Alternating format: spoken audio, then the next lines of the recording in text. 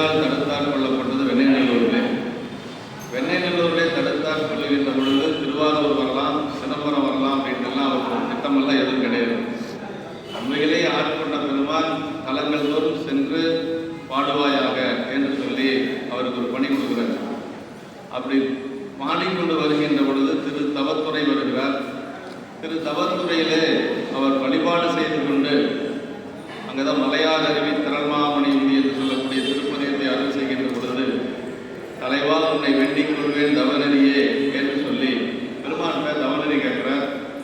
அவருக்கு அங்கே தவநெறி கிடைக்குது.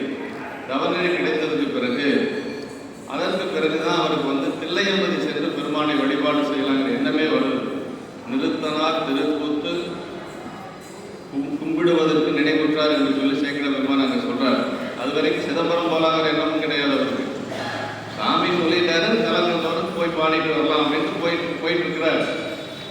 இது தவத்துறையில தான் சிதம்பரம் போய் வழிபாடு செய்யணும் அப்படிங்கிற ஒரு எண்ணம் மேலோங்கி இருக்கிறது. அப்படி சிதம்பரம் வழிபாடு செய்ய செல்லுகின்றவர் வழியில் இருக்கிற தலங்களை எல்லாம் வழிபாடு செய்து கொண்டு செல்லுகிறார். அது அப்படி வழிபாடு செய்து கொண்டு செல்லுகின்ற பொழுதுதான் திரு அதிகைக்குள்ளாக போறதில்லை. என்ன காரணங்கள் நம்ம விரிவாக சிந்திச்சிருக்கிறோம் இல்லைங்களா? அப்பர் சாமிகள் உழவாரம் பண்ணி செய்த திருப்பதி அப்படிங்கிறதுனால அங்கு காலால் சென்று விரிக்கக்கூடாது என்று சொல்லி அருகில் இருக்கக்கூடிய சித்தவட மடத்தில் தங்குறார். அங்கு பெருமாள் அவருக்கு திருவடி தீட்சை கொடுக்கிறார். அதற்கு பிறகு அங்கிருந்து அவர் வந்து திருத்தணை நகர் வழிபாடு செய்து கொண்டு தில்லையம்பதி சென்று சேருகிறார். தில்லையம்பதியில் போய் வழிபாடு செய்ய ஆரம்பித்தவர் அந்த 2 பாடலில் தெளிவாக பார்த்துருக்குறோம் இல்லைங்களா? தென்னிலா மலர்ந்து வேணியாய் பாடலும் 5 பேர் எறிவும் கண்களே கொள்ளை என்று சொல்லக்கூடிய திருப்பாடலும் தான் பூத்த பெருமானை எப்படி அவர் அனுபவித்தார் அப்படிங்கிறதுக்கான திருப்பாடல்கள். அதற்கு பிறகு அங்கேயே இருக்கிறார். அங்கிருந்து எங்கே போகிறதுன்னு அவருக்கும் தெரியாது. அப்போதான் வந்து பெருமான் வந்து அசரீதியாக பண்ணை ஆரூரில் வருக நம்பால் என்று சொல்லி ஒவ்வொரு இடத்துலையும் சாமி தான் கூட்டிகிட்டு போகிறார். அவர் இந்த இடத்துக்கு போங்கிற திட்டமெல்லாம் கிடையாது. அப்போ பண்ணை ஆரூரில் வருக நம்பால் என்று சொல்லி பெருமான் சொன்னதுக்கு பிறகுதான் திருவாரூர் போகிறார். திருவாரூர் சென்று பெருமானை வழிபாடு செய்யணும்னு போகிறார். திருவாரூரில் பறவை நாச்சியார் இருப்பாங்க அப்படிங்கிறதெல்லாம் அவருக்கு தெரியாது. பறவை நாச்சியார்னா யாருன்னே அவருக்கு தெரியாது. அப்படி ஒரு கேரக்டரே அவருக்கு தெரியாது. இப்போ சாமி வந்து அவருக்கு அவரால் 2 வேலை நடக்கணும். என்னன்னு அப்படின்னா திருத்தொண்ட தொகை நமக்கு கொடுக்கணும், பறவை நாச்சியார் சங்கிலி நாச்சியாருடைய திருமணம் நடக்கணும். எல்லாத்தோட முக்கியமான திருத்தொண்ட தொகை தான். அத சூக்குமமான காரணம். மாதவம் செய்த தென்திசை வாழ்ந்திட தீதில்லா திருத்தொண்ட தொகை தர என்று சொல்லி தான் அங்கே சொல்கிறார். அதனால் பெருமான் வந்து அவர் இங்கேயே விட்டுறக்கூடாது. விட்டா அங்கேயே இருந்துருவார். எங்க தில்லையம்பதியிலேயே இருந்துருவார். புத்த பெருமானுடைய தரிசனத்தை அப்படி அனுபவித்தவர் நம்முடைய நம்பிக்கை. தென்னிலா மலர்ந்த வேணியாய் பாடல சொல்றார், மண்ணிலே வந்த இப்பிறவிய வாழிலால் நிம்மமாம் என்று கண்ணில் ஆனந்த அறிவினின் சொல்லிய கைமலர் சுமேல் குவித்து பண்ணினால் நெடி அறிவுறும் பதிகம் பாடினார் பரவினார் பணிந்தார் என்று சொல்லி கைலாயத்தில் பெருமானுக்கு பக்கத்தில் இருந்து கும்பிட்டு இருந்த கூட நிலையை விட உயர்ந்த ஒரு இன்பம் அவருக்கு தில்லையம்பதியில் கிடைச்சிருக்கு. அதனால் அங்கே இருந்துருவார் என்று சொல்லி பெருமான் வந்து அசரீதியாக அவரை அங்கே வர சொல்லி சொல்றார். அப்படி வருகின்ற வழியில தான் அவர் வந்து சீர்காழி பதியை வழிபாடு செய்யறதுக்கு போறார். அங்கு சென்ற உடனே ஞானசம்பந்த பிள்ளையார் அவருக்கு நினைவுக்கு வருகிறார். பிள்ளையார் அவதாரம் செய்த அந்த பதியை நம்ம உள்ள போகக்கூடாது என்று சொல்லி ஊர் எல்லையில் வளமாக வருகின்றார். அப்படி வருகின்ற பொழுது பெருமான் என்ன செய்யறாருன்னா அவருக்கு எதிர்காட்சி கொடுப்பதற்காக எதிர்த்த மாதிரி சாமி போறார். அங்கு கைலை காட்சி உமையம்மையோடு அங்கு விடை காட்சி கொடுக்கிறார்.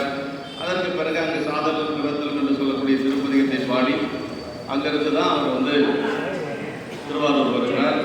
திருவாரூர் வருகின்ற பொழுது அங்கே இருக்கக்கூடிய அடியார்களுக்கு எல்லாம் சாமி போய் கடந்து சொல்லிடுறார். ஆதூரன் நாம் அழைக்க வாராது என்றால் அவனை எதிர்கொண்டு அழையுங்கள் என்று சொல்லி சாமி சொல்லிடுறார். அதே மாதிரி நம்பிகளும் வந்து கொண்டிருக்கிறார். அப்படி வருகின்ற பொழுது ஊர் எல்லையிலேயே அவர் சென்று வணங்குகிறார்கள். வணங்கி அவரை வந்து அஞ்சலி கூப்பி வணங்குகின்ற பொழுது அவர் கேட்கிறார், வந்ததில் கொண்டு வணங்குவாரும் வந்தொண்டர் அஞ்சலி கூப்பி நின்று கூப்பி வந்து சிந்தை கழிப்புற வீதியூடு செல்வார் திருத்தொண்டர் நம்மை நோக்கி எந்த 20 மாதம் எம்மையும் ஆழ்வரும் கேளீர் என்று அந்த சந்தை இசைப்பதியங்கள் பாடி அந்த திருவாயிலை சார்ந்தார் என்று சொல்லி சேக்கிர பெருமான் நமக்கு அருள்கிறார்.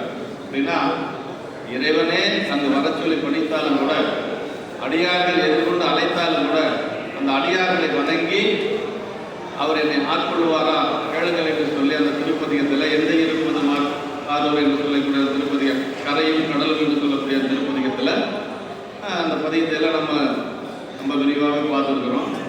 அப்படி கேட்டு அதற்கு பிறகு அவரை அழைத்து கொண்டு செல்லுகிறார்கள். பெருமான் நம்பிகள் அப்படியே பெருமானை வழிபாடு செய்து கொண்டு செல்லுகின்ற பொழுதுதான் அங்கு புற்றிடங்கொண்ட பெருமானை வழிபாடு செய்கிறார். புற்றிடங்கொண்ட பெருமானை பஞ்சாங்கமாக அட்டாங்கமாக என்று சொல்லி பல முறை பெருமானை விழுந்து விழுந்து வழிபாடு செய்கின்ற பொழுதுதான் இங்கே தான் இறைவன் வந்து திருவாரூரில் அசரீரியாக கோலமையாக உனக்கு நம்மை தந்தனம் என்று சொல்லி சொன்னது மட்டுமல்லாது ஆரூர் பெருமானுடைய திருவாரூர் சாமியே என்ன சொல்றாருன்னா, நம்பிகள் போய் கேட்கல, சாமி போய் நம்ம போய் கேட்க முடியுமா சாமி கிட்ட? சாமி நம்ம 2 பேரும் நண்பர்களாக இருந்துக்கலாம் அப்படியெல்லாம் கேட்க முடியாது இல்லையா? நம்ம என்னைக்கு சாமிக்கு மீளா அடிமை. அவர் சாமி தான் வந்து சொல்றாரு, நம்மை கோலமையாக உனக்கு நம்மை தந்தனம் அப்படி சொல்லிட்டு அதுக்கு பிறகு என்ன சொல்றாருன்னா, முன்பு கொண்டு கொண்ட வேள்வியில் அன்று நீ கொண்ட கோலம் என்றும் புனைந்து வேட்டை நீர வாழை மேல் விளையாடுவாய் என்று சொல்லி நான் உன்னை ஆட்கொண்ட பொழுது திருமண கோலத்தில் இருந்த நீ அந்த திருமண கோலத்தோடு எப்பொழுது இருக்கணும்? இதுதான் இறைவனுடைய கட்டளை. நம்பிகள் வந்து அப்படி அலங்காரத்தோடு இருக்கிறார் அப்படின்னா அதுக்கு என்ன காரணம்? இறைவனுடைய கட்டளை. 2 கோலம் இருக்குண்டு, வைதீக கோலம் என்று சொல்லக்கூடிய திருநீர் உருத்தராக்கம், இன்னொரு கோலம் என்ன சிகையெல்லாம் இருக்கு அவருக்கு, இன்னொரு கோலம் மன்னவர் திரு என்று சொல்லக்கூடிய அப்படி மாலைகள் எல்லாம் அணிந்து கொண்டு ஒரு இளவரசரை போன்ற தோற்றம். 2 தோற்றமும் உண்டு. நம்பிகளுடைய கோலத்தில் மட்டும்தான் 2ம் இருக்கு. மன்னவர் திருவும் வைதீக திருவும் பொங்க என்று சொல்லி சேக்கிழார் பெருமான் சொல்வார். அந்த ஒரு இது சாமி யாருக்கு அந்த அருள் செய்திருக்கிறார் அப்படின்னா நம்பிகளுக்கு மட்டும்தான் அப்படி செஞ்சிருக்கிறார். ஆமாம், 2 கோலமும் அவருக்கு உண்டு. அப்படி இறைவன் சொல்லி இருக்கும் பிறகு அவர் பெருமானை வழிபாடு செய்து கொண்டு அப்படியே அந்த பெருமானுடைய கருணையை நினைந்து மனது உருகி அந்த வழிபாடு செய்கிறார். அவர் நாயினேனை பொருளாக கொண்டு அப்படியெல்லாம் பெருமான் அருள் செய்தார் என்று சொல்லி ஆரூர் பெருமானுடைய திருவருளை நினைந்து வழிபாடு செய்து கொண்டு அங்கு வருகின்ற பொழுதுதான் எல்லாரும் பிறகு நம்பிகளை வந்து தம்பிரான் தோழர்களே அடைந்தார் என்று சொல்லி இறைவன் சொன்னதுனால எல்லாரும் தம்பிரான் தோழர் என்று சொல்லி அன்று முதலாக நம்பிகளுக்கு என்ன பெயர் அப்படின்னா தம்பிரான் தோழர். சைவ முதல் திருத்தொண்டர் தம்பிரான் தோழர் என்று சொல்லி சொல்லுவாங்க. அதே மாதிரி சேரமான் பெருமான் நாயனாருக்கும் தோழர், அவர் இறைவனுக்கும் தோழர், அரசனுக்கும் தோழர். சேரமான் பெருமான் நாயனாருக்கு தோழர் அப்படின்னு சொல்றதும் திருவாரூர்ல தான் நடந்தது. 2 பேரும் வழிபாடு செய்து கொண்டு வருகின்ற பொழுது அடியார்கள் எல்லாரும் சேர்ந்து சொன்னாங்க, சேரமான் தோழர் நம்பி யாரும் என்று சொல்லி, அதுவும் திருவாரூர்ல சொன்னதுதான். இப்படி பெருமானை வழிபாடு செய்து கொண்டு அங்கு மகிழ்வோடு அங்கு வழிபாடு செய்து கொண்டிருக்கிறார். அப்படி இருக்கின்ற பொழுது அடுத்து வந்து பறவையாருடைய அவதாரத்தை பற்றி சேக்கிழார் பெருமான் சொல்றார். இப்போ வந்து அங்கிருந்து தில்லையம்பதியிலிருந்து வந்து இறைவன் ஆட்கொண்டு தோழமையாக தந்தனம் என்று சொல்லி பதிகமெல்லாம் பாடிக்கொண்டு அடியாரோடு நெருங்கின்ற பொழுது கொஞ்ச நாள் அங்கே இருக்கிறார். இப்போ பறவையார் என்று சொல்லக்கூடியவங்க தான் எல்லாத்துக்கும் தெரியும் இல்லைங்களா? கமலினி என்று சொல்லி கைலாயத்தில் பார்த்த அவங்க தான் பறவையாராக திருவாரூரில் அவதரித்திருக்கிறார். அதே மாதிரி அணிந்தது என்று சொல்லக்கூடிய பெண் சங்கிலி நாச்சியாராக திரு ஒட்டியூர் அவதரித்திருக்கிறார். இப்போ பறவையாரை பற்றி கொஞ்சம் நமக்கு அறிமுகப்படுத்துகிறார். சென்ற வகுப்புலேயே நம்ம இதை பார்த்தோம். இருந்தாலும் கூட பறவையாரிலிருந்து ஆரம்பிக்கலாம். 131வது திருப்பாடல். இதற்கு முன் பார்த்துட்டோம், பார்க்கணும் 31 வரைக்கும் பார்க்கணும், 32 வரைக்கும் பார்க்கணும். இதற்கு முன் எல்லையில்லா திருநகர் இதனில் வந்து முதற் பெரும் கையிலையாதி முதல்வரும் பங்கி நான்கு பொது கடிந்து உரிமை செய்யும் பூங்குழல் செடிமாறில் கதிர்த்த பூன் எதுகும் கொங்கை கமலினி அவதரித்தால். கமலினி என்று சொல்வதுதான் பறவையாராக இங்கு அவதரித்திருக்கிறார். அவதரித்தார் மட்டும்தான் இந்த ஒரு பாடலில் சொல்கிறார். அப்படியே அப்பா அம்மாலாம் யாரும் என்னங்கிறது எந்த ஒரு விவரமாக கிடையாது. சங்கிலி நாச்சியாருக்கு அப்பா அம்மா உண்டு. சங்கிலி நாச்சியாருடைய அப்பா ஞாயிறுக்கிறார், சொந்த பந்தம் எல்லாம் இருக்கிறாங்க. ஆனால் பறவை நாச்சியாருக்கு சொந்த பந்தம் யாருமே இருக்கிறதாக நமக்கு புராணத்திலேயே இல்லை. அவங்களுக்கு எல்லாமே வந்து ஆரூர் பெருமான் தான். நம்ம அப்பா அம்மா எல்லாமே ஆரூர் பெருமான் தான். அவதரித்ததை மட்டும் சொல்கிறார். இதற்கு முன் எல்லையெல்லாம் திருநகர் அடையணும் அப்படின்னா நம்பிகள் திருவாரூருக்கு எழுந்துள்ளதற்கு முன்காலத்திலே அளவுப்படாத திருவாரூர் நகரத்திலே வந்து ஆதி கையில் இறைவனது பங்குடையாளாகிய அந்த உமாதேவியாருக்கு சிறப்பாக ஏவல் செய்த 2 சேடிமாருள்ளே கமலினியார் அவதரித்தார் என்று சொல்லி, கதிர்த்த பொன் எந்த கொங்கை கமலினி அவதரித்தார் என்று சொல்லி, அந்த அம்மா எப்படிப்பட்டாங்க அப்படின்னா பொதுக்கடிந்து உரிமை செய்யும் பூங்குழல் சேடிமாரில், அதாவது தொண்டு செய்யக்கூடிய எல்லாருக்கோட ஒன்றா வச்சு நம்ம நினைக்கக்கூடாதான். தொண்டு செய்வதற்கென்று உரிமை தனியாக பெற்றவர், சிறப்பாக உரிமை பெற்றவர் அம்மையார். ஆனால் எல்லாரும் தொண்டு செய்கிறோம், ஆனாலும் கூட இறைவனே விரும்பி அந்த தொண்டை வந்து ஏற்றுக்கொள்வது அப்படிங்கிறது ஒரு சிலருடைய தொண்டை ஏற்றுக்குவார். அது மாதிரி இப்போ அம்மா எப்படின்னா பொதுக்கடிந்து உரிமை செய்யும் பூங்குழல் சேடிமார் அப்படின்னா, பணி செய்தல் நமக்கு பிறர்க்கும் பொதுவாயுரியது என்பதை நீக்கி தமக்கே உரியதாக ஆக்கி கொண்டு பணி செய்யும் சேடியர்கள். அப்படி இருக்கக்கூடிய 2 பேர்ல ஒருத்தர் கமலினி என்று சொல்லி, அந்த கமலினியார் தான் இப்போ வந்து பறவையாராக அவதரித்திருக்கிறார் என்று சொல்லி சொல்றார். அப்படி பொதுகடிந்து என்பதற்கு உமாதேவியாருக்கே பணிவிடை செய்து மற்றவருக்கு செய்தலை ஒழிக்கும் என்ற நம்ம பொது கடிந்து அப்படின்னா, அதாவது நம்முடைய அரியானை அந்தரன் சிந்தையானை பதிகத்தில் அப்பர் சாமி பாடுவார், பொது நீக்கி தனிவினைய வல்லோர்க்கு என்றும் பெருந்துணையை பெரும்பற்ற புலியூரானை பேசாத நாளெல்லாம் பிறவானாலே. எல்லா கடவுளும் கடவுள் தான், அது ஒருவர் தான் நம்ம சாமி அப்படின்னு சொல்லி நினைக்கிறது இல்லை. எல்லாத்த விட பெரியவர் சிவபெருமான் தான். மற்றைய கடவுள் எல்லாம் காரண கடவுள்கள் தான். அதாவது பரம்பொருள் அப்படின்னு பார்த்தா நமக்கு பெருமான் மட்டும்தான் பரம்பொருள். ஏனைய கடவுள் எல்லாம் அப்படி அல்ல, எல்லாருமே வந்து ஆன்ம வர்க்கங்கள் தான். சிவபெருமானை தவிர மற்றைய கடவுள்கள் எல்லாரும் ஆன்ம வர்க்கங்கள் தான். அதனால பொது நீக்கி தனி நினைய வல்லோருக்கு என்றும் பெருந்துணையினர். சாமி எப்போ நமக்கு வந்து பெருந்துணையாக இருப்பார் அப்படின்னா, பெருமாளையே பரம்பொருளாக வழிபாடு செய்கின்ற பொழுதுதான் அப்படி பெருந்துணையாக இருப்பார் என்று சொல்லி நமக்கு நம்முடைய அப்பர் சாமிகள் சொல்றார். வையகம் பொதுக்கடிந்து இனிது காக்கும் என்று சொல்லி திருமுறைகள் வருது. அந்த அப்படிப்பட்ட ஒரு சிறப்புடையவர் கமலினி என்று சொல்லக்கூடிய பரவினாச்சியார் என்று சொல்லி நமக்கு சொல்றாங்க. கமலினி கமலையாகி ஆரூரில் கமலையார் வந்து அவதரித்தல் பொருந்துவது என்று சொல்லி, 2 சேடியர் திரு கையிலையில் இருந்த ஆணியின் வழி பூவரையில் வந்த வரலாறு நமக்கு வந்து திருமலை சிறப்பில் நம்ம விரிவாக சிந்திச்சிருக்கிறோம். மேலே இருந்து தான் 2 பேருமே கீழே அவதரிக்கிறாங்க அப்படின்னு சொல்லி சொல்றாரு. அந்த திருமலை சிறப்பு, இவர்கள் வந்த காரியம் நிறைவேறி மீண்டும் திருக்கையில் அம்மையார் அந்த சேடியில் அமர்ந்தது என்பது வெள்ளானை சரிவு. கீழே வராங்க, மீண்டும் வந்து எல்லாம் முடிந்ததுக்கு பிறகு வெள்ளானை சருக்கத்தில் நம்பிகள் வெள்ளானையில் சேர்ந்ததுக்கு பிறகு கமலினி அடைந்ததையும் மேலே மீண்டும் போயிடுறாங்க. உமை அமைக்கு பணி செய்யறதுக்காக போயிடுறாங்க. அதான் சொன்னார். கதிர்மணி பிறந்ததென்ன உருத்தர கணிகை மாறாம் மதியலான் புறத்தில் தோன்றி பறவையார் என்னும் நாமம் விதியுடை விளக்கத்தாலே மேதகு சான்றோர் ஆன்ற மதியணி புனிதனால் மங்கள அணையால் சாட்சி. இந்த பாட்டு வரைக்கும் தான் பார்த்தோம் நினைக்கிறேன். பதியலார் குலங்க, இது ரொம்ப ரொம்ப முக்கியமான ஒரு பாடல் தான் இது. கதிர்மணி பிறந்தது என்ன உருத்தர கணிகை மாறாங்க. அந்த அம்மாவுடைய குலம் வந்து பிறந்த குலம் உருத்தர கணிகை மாறு அப்படின்னு சொல்லி சொல்லுவார்.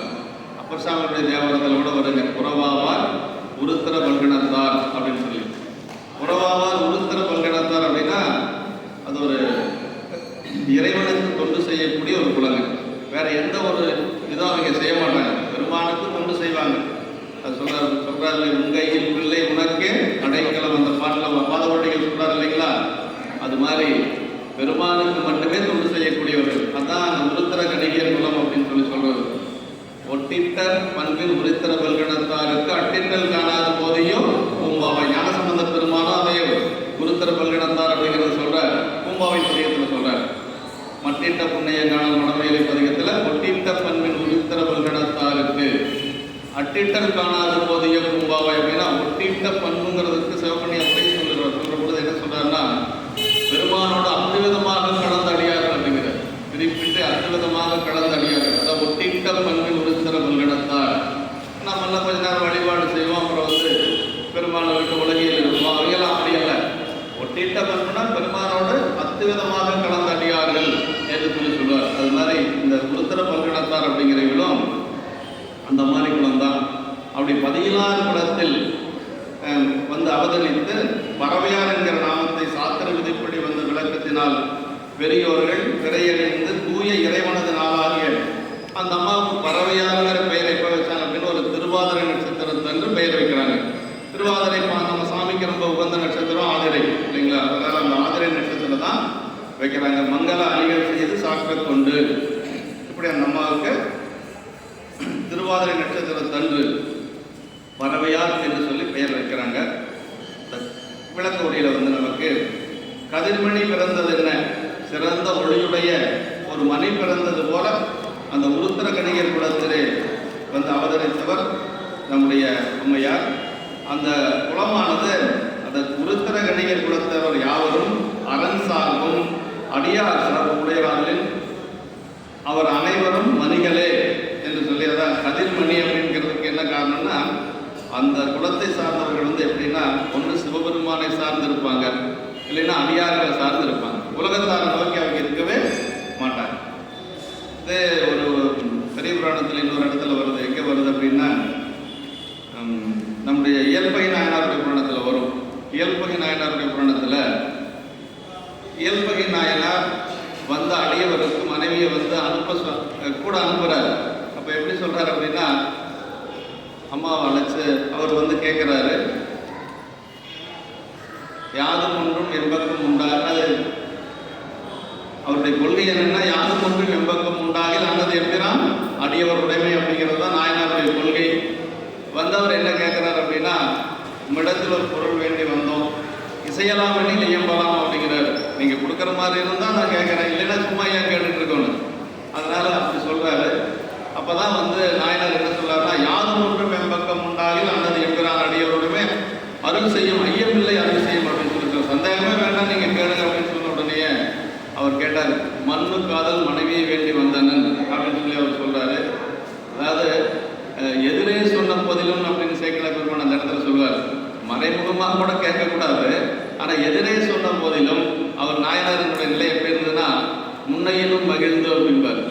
ஏன் முன்னையிலும் மகிழ்ந்து அப்படின்னா, இருக்கிற பொருளை கேட்டதுனால கொடுக்கறதுக்கு ஒரு வாய்ப்பாக இருந்தது. இல்லாத பொருளை கேட்டிருந்தா நம்ம கொள்கைக்கு மேலாக சொல்லியிருப்போமே, இல்லைன்னு சொல்லியிருப்போமேன்னு சொல்லி முன்னையிலும் மகிழ்ந்து அப்படின்ட்டு கதுமென சென்று வேகமாக போய் வீட்டுக்குள்ளே போயிட்டு கதுமென சென்று விதிமனக்குள்ள மடந்தை உன்னை மெய்த்தவருக்கு கொடுத்தனன் அப்படின்பார். வேற ஒன்றும் இல்லை, உன்னை மெய்த்தவருக்கு கொடுத்தனன் அப்படின்னு சொல்லி சொல்கிற பொழுது தான் அந்த அம்மா வந்து கொஞ்சம் மனசு கொஞ்சம் கலங்குறாங்க. அதற்கு பிறகு தெளிந்து திகைத்து நின்றனல் திருவிழும் பெரியாள் அப்படின்பார் அந்த இடத்துல சேக்கல பெருமான். அதுக்காக தான் வரேன். திகைத்து நின்றனல் திருவிழும் பெரியாள் அப்படின்னா என்ன ஒரு திகைப்பு அப்படின்னா, திருமணம் ஆகின்ற பொழுது அக்னி சாட்சியாக இந்த பெண்ணை கடைசி வரைக்கும் நான் காப்பாற்றுவேன்னு சொல்லி நம்ம திருமணம் செய்யறோம் இல்லைங்களா? அப்படி கணவன் சொன்ன ஒரு சொல்லுக்கு ஒரு பங்கம் வந்துடுமோ அப்படின்னு அந்த அம்மா கொஞ்சம் திகைத்தாங்களாம். இது மாதிரி வேற்று மதத்தவர்கள் யாராவது இப்படி வேடமிட்டு வந்திருக்கலாமோ அப்படின்னு ஒரு திகைப்பு.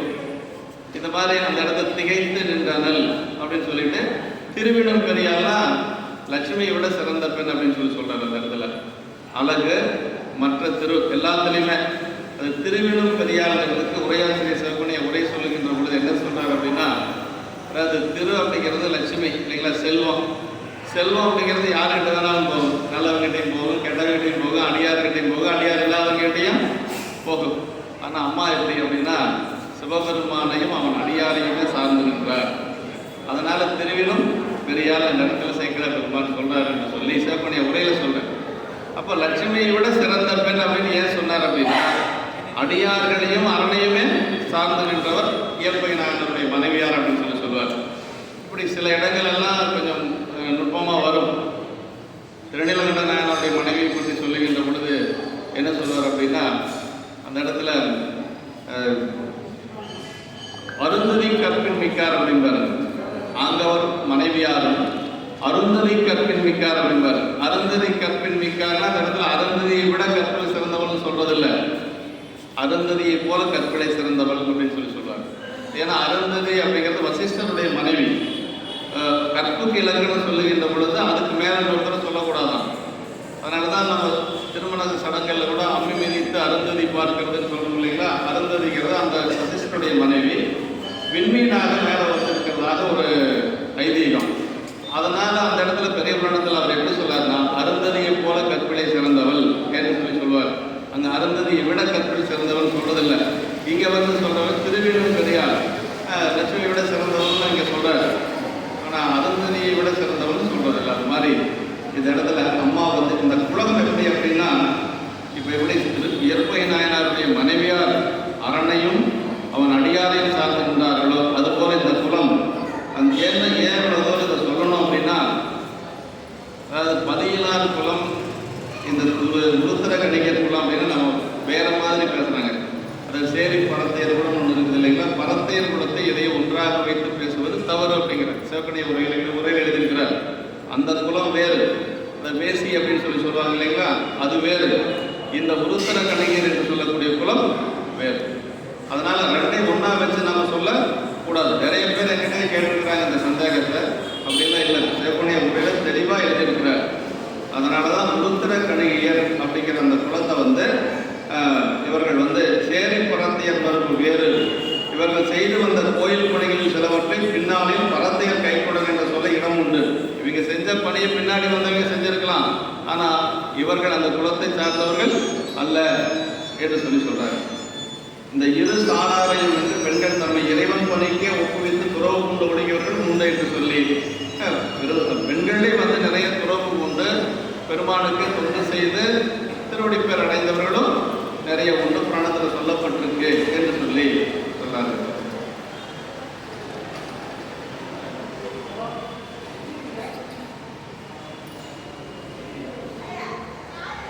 நிறைய காமிக ஆகமத்தினுடைய கருத்தெல்லாம் சொல்லப்பட்டிருக்கு. ஆகமத்தினுடைய கருத்தை எல்லாம் வச்சு அந்த காலத்தினுடைய இதெல்லாம் நிறைய சொல்லப்பட்டிருக்கு. நமக்கு நம்முடைய மாதவட்டிகள் சொல்வதால் முன்னை புராணாக பெற்றவன் சீரடியும் முன்னடியார் தாழ்வடிவும் ஆங்கவர்க்கே பாங்காவும் என்று சொல்லக்கூடிய அந்த நிலையில தான் நம்ம எடுத்துக்கணுங்க. இப்படி பண்டைய நாளில் இவர்களுக்கு மரபு வளர்ச்சி கிடையாது என்றும் உலக வாழ்விற்கு தகுதியற்ற பெண்கள் இப்படி எல்லாம் ஒவ்வொருத்தரும் ஒரு கருத்து இந்த பெண்களை பற்றி சொல்லியிருக்கிறாங்க. அதெல்லாம் நாம் வந்து எடுத்துக்க வேணுங்கிற அவசியம் இல்லை. சிவகணியுடைய கருத்து என்னன்னா, உருத்திர கணிகையர்கள் பற்றி பல்வேறு கருத்துக்கள் இருந்தாலும் நம்ம என்ன எடுத்துக்கணும், இறைவனுக்கு தொண்டு செய்தவர்கள், இறைவனையும் அடியாரையும் சார்ந்து நின்றவர்கள் அப்படிங்கிறது மட்டும்தான் நம்ம எடுத்துக்கணும். அந்த குலத்தில் தோன்றியவர் தான் நமக்கு வந்து கமலினி என்று சொல்லக்கூடிய நம்முடைய மறைவினாட்சியார்.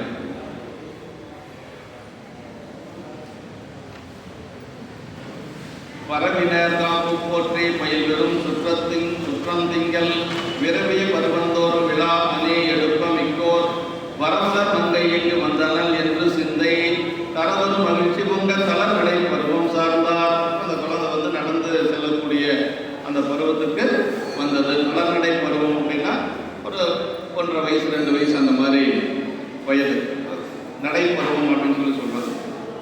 அப்படி பயின்ற பெரும் சுற்றத்தார்கள் கூடிய தெய்வங்களை குலவை காக்குமாறு துதித்து அந்தந்த மாதங்களில் கூடுகின்ற அந்த பருவங்களில் எல்லாம் உரிய விழாக்களை அனைவரச் செய்ய ஒவ்வொரு மாதமும் அதற்கான தெய்வங்களை வழிபாடு செய்து அந்த குழந்தை நல்லா இருக்கணும்னு சொல்லி காப்பிடுவதற்கு எல்லாம் செய்வாங்க. ஞானசம்பந்த பெருமாளுடைய புராணத்துல எல்லாம் நம்ம பார்த்துருக்குறோம். மற்ற நாயன்மார்கள் கணவன் நாயனாருடைய புராணத்தில் வந்து அது ஒரு மாதிரி குழந்தையை வளர்த்துவாங்க. அவங்க இந்த காசெல்லாம் அணிந்திருப்பாங்க, அந்த இரும்பு காசுகள் எல்லாம் அணிந்து காப்பு செய்தார்கள் அப்படின்னு சொல்லி புராணத்தில் வருது. ஆனால் ஞானசம்பந்த பெருமாளுடைய புராணத்தில் ஒரே ஒரு காப்பு அந்த குழந்தைக்கு திருநீர் மட்டும்தான். ஏன்னா தாய் வழி தந்தை வழி ரெண்டுமே வந்து திருநீற்று சார்ந்துடைய வழி. அதான் சேகர பெருமாள் அங்கே ரொம்ப நல்லா சொல்லுவார். இந்த திருநீற்று காப்பு பாட்டில் சொல்லுவாருங்க, வேறு வேறு பல காப்பு மிக எல்லா அவை விரும்பார் நீரு திரு நெற்றியில் நிறுத்து நிறைவிட்டார் அப்படின்னு சொல்லுவார். வேறு பல காப்பு மிக இன்றவை விரும்பார் நீரு திரு நெற்றியில் நிறுத்தி நிறைவித்தார் என்று சொல்லி அந்த இடத்துல திருநீர் மட்டும்தான் ஞானசம்பந்த பிள்ளையார் சுற்றினார்கள், வேற காப்பு எதுவும் செய்யலை அப்படின்னு சொல்லி சொல்லுவார். அப்படி இந்த பருவங்கள் எல்லாம் உரிய விழாக்களையில அணிவரை செய்ய அறிவான் மிகுந்தோர் செந்தாமரை மலர்கள் இருக்கும் லட்சுமியே இங்கு வந்து அவதரித்தல் என்று மனம் மகிழ தளநடை பருவத்தை அடைந்தார் என்று சொல்லி அப்படி நடந்து செல்லக்கூடிய அந்த நடை பருவத்தை அடைந்தார் என்று சொல்லி அந்த லட்சுமிங்கிறது கூட நமக்கு உருவத்துக்கு மட்டும்தான் ஓமை, அதை விட உயர்ந்த பெண் அப்படின்னு முன்னாடி வரப்போகுது. காப்பு போற்றி காவல் செய்வது, இது இந்த பருவத்தில் புடவைக்கு வந்து சிறு தெய்வங்களால் இடையூறு நேராதபடி பல வகை காப்புகள் இடுவர் என்று சொல்லி நெற்றியில் வந்து பல வகை திலகம் இடுவர். என்று சொல்லி சொல்றாரு. ஆதரவு செய்ய சடை ஐயர்களாலே வேறுடையனுக்கு வரும் பெரியவருக்கு ஞானசம்பந்த பெருமாளுக்கு திருநீர் வச்ச போது ஒரு 3 மாதம் 6 மாதம் தான் இருக்கும். ஆனால் அப்பவே சேக்கலர் என்ன சொன்னார், பெரியவர் அப்படிம்பார்.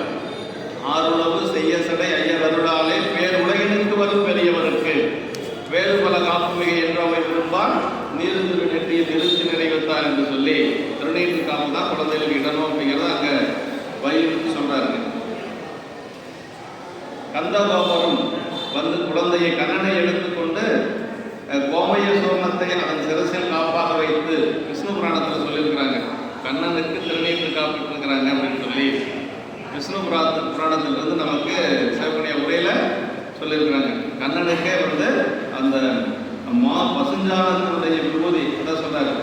கந்தகோபுரம் வந்து குழந்தையை கண்ணனை எடுத்துக்கொண்டு கோமய சூரணம், கோமய சூரணம்னா பசுஞ்சான விபூதி, ஆமாம் பசுஞ்சான விபூதி வந்து காப்பணிவித்தார்கள் என்று சொல்லி விஷ்ணு புராணத்தில் சொல்லப்பட்டிருக்கு. கோமய சூரணம் விபூதி என்று அதன் கீழ் குளித்திருத்தலும் காங்க என்று சொல்லி உரை கொடுத்திருக்கிறார்.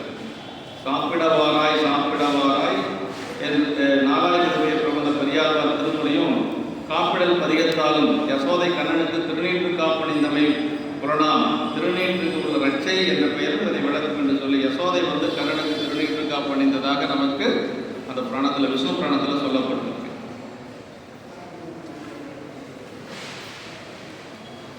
இப்பருவத்தில் திருமால் முதலை தேவர்களை பிடித்து குடவையை காக்க என்று சொல்லி வேண்டி தாயரும் தாதையரும் புதிப்பதாக காப்பு பருவம், பிள்ளை தமிழ் 10 பருவங்களில் வந்து காப்பு பருவம் என்று சொல்லி ஒரு பருவமே உண்டு இல்லைங்களா? 10 பருவத்தில் காப்பு பருவம் என்று சொல்லி உண்டு.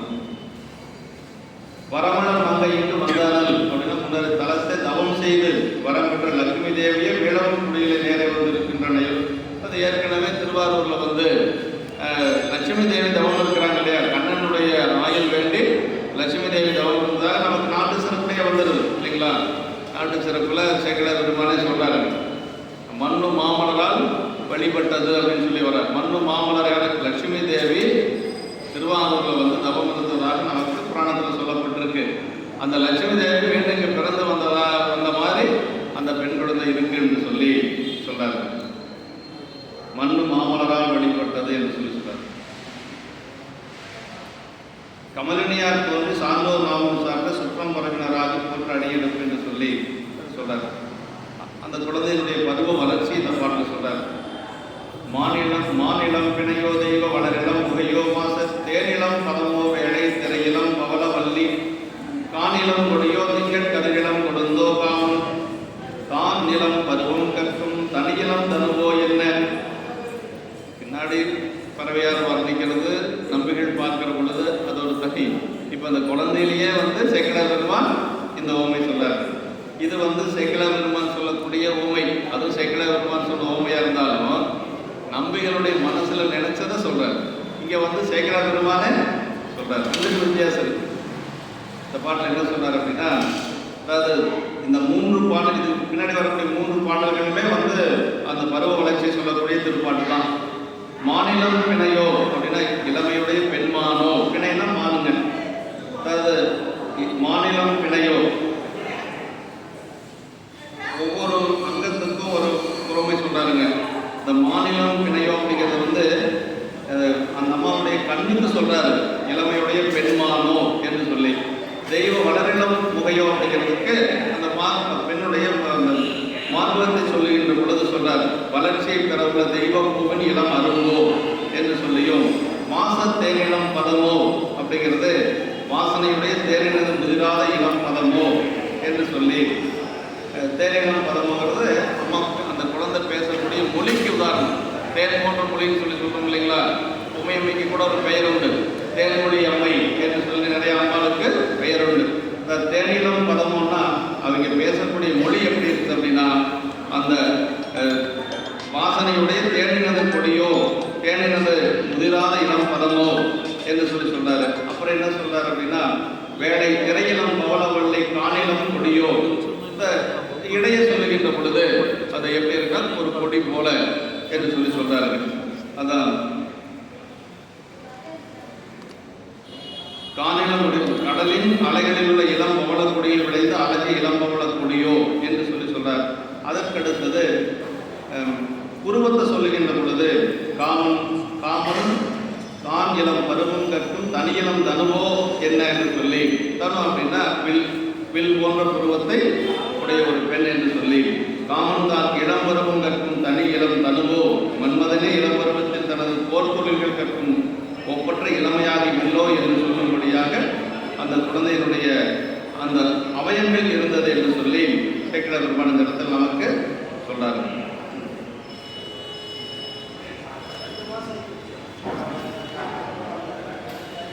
அடுத்த திருப்பாட்டு, நாடுமின் பொறுப்பு வாய்ப்பு நாடுனால் வளர்ந்து பூங்க ஆடுமின் கிழங்கும் பந்தும் அம்மனை பூசலினர் பாடுமின் இசையும் தங்கள் பரிமலை வள்ளி மாதம் கூடுமண் முருக பாடும் கொள்கையோர் குறிப்பு தோன்ற.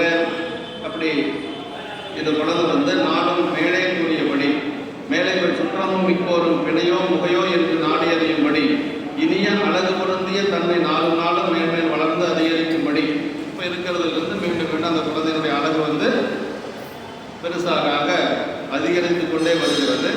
அப்படி வருகின்ற பொழுது அந்த குழந்தை விளையாடெல்லாம் சொல்றார். பந்து, அம்மனை, ஊசல், இப்படியெல்லாம் அந்த மெல்லிய கடற்காய்களும் பந்தும் அம்மனையும் ஊசலும் என்று சொல்லி விளையாட்டுகளில் விளையாட அவற்றோடு சேர்த்து பாடப்பெறும் இனிய கீதங்களை தங்களுக்கு சிறப்பாக நாயகையாராகி இமயமலைக்குடியாருடைய பாதங்களை கொள்கின்ற அன்பினாலே ஊனும் உயிரும் உருகும்படி பாடும் கொள்கையின் ஒரு குறிப்பு கேட்பாருக்கு தோன்ற என்று சொல்லி இப்படி எல்லாம் அந்த குழந்தைய வளர்த்து கொண்டு வருகிறார்கள். அதற்கு பிறகு பிள்ளைமை பருவம் மீதாம் வேதமை பருவம் நீங்கி அல்லுதற்கு அமைந்த பொற்பால் அங்கன் மெய்த்தனங்கள் ஈட்டம் கொள்ளமைக்கு உயர்வ ஒன்று கொங்கைகோம் கரும்பை வீழ்ப்ப உள்ளமை தன்மை உன்னை உண்மையும் தோன்ற உயிர்ப்பார். பிள்ளை பருவம் என்று சொல்லக்கூடிய அந்த பருவம் நீங்கி பேதமை பருவம் என்று சொல்லக்கூடிய பருவம் வருவதெல்லாம் சொல்றார். மேலே சொல்லி பிள்ளை பருவம் ஆகிய 5 ஆண்டு வரை உள்ள பருவத்தின் மேல் வருவதாகிய பேதை பருவமும் கடந்து அள்ளி எடுத்துக்கொள்ளும் விருப்பத்தை உண்டாக்கும் அழகினுடன் மன்மதனுடைய மெய்யாகிய தனங்களின் குவியலை ஏற்றுக்கொள்ளும் பொருட்டு உயர்ந்து வளர்ப்பன கூட தனங்கள் போங்க அரும்புகளை வெள்ளும்படியாக வளரவும். இப்போ இந்த 3 பாடல் வரைக்கும் அதனுடைய வளர்ச்சியை சொல்றாரு. மனத்தினது உண்மையை இயல்பானது உண்மையை தாம் அம்மையாரின் செயலியாக இருந்த உண்மையும் குறிப்பாய் ஓரொருகள் போன்றவும் என்று சொல்லி இப்படி அந்த அம்மாவுடைய வளர்ச்சியை முழுவதும் சொல்றாரு.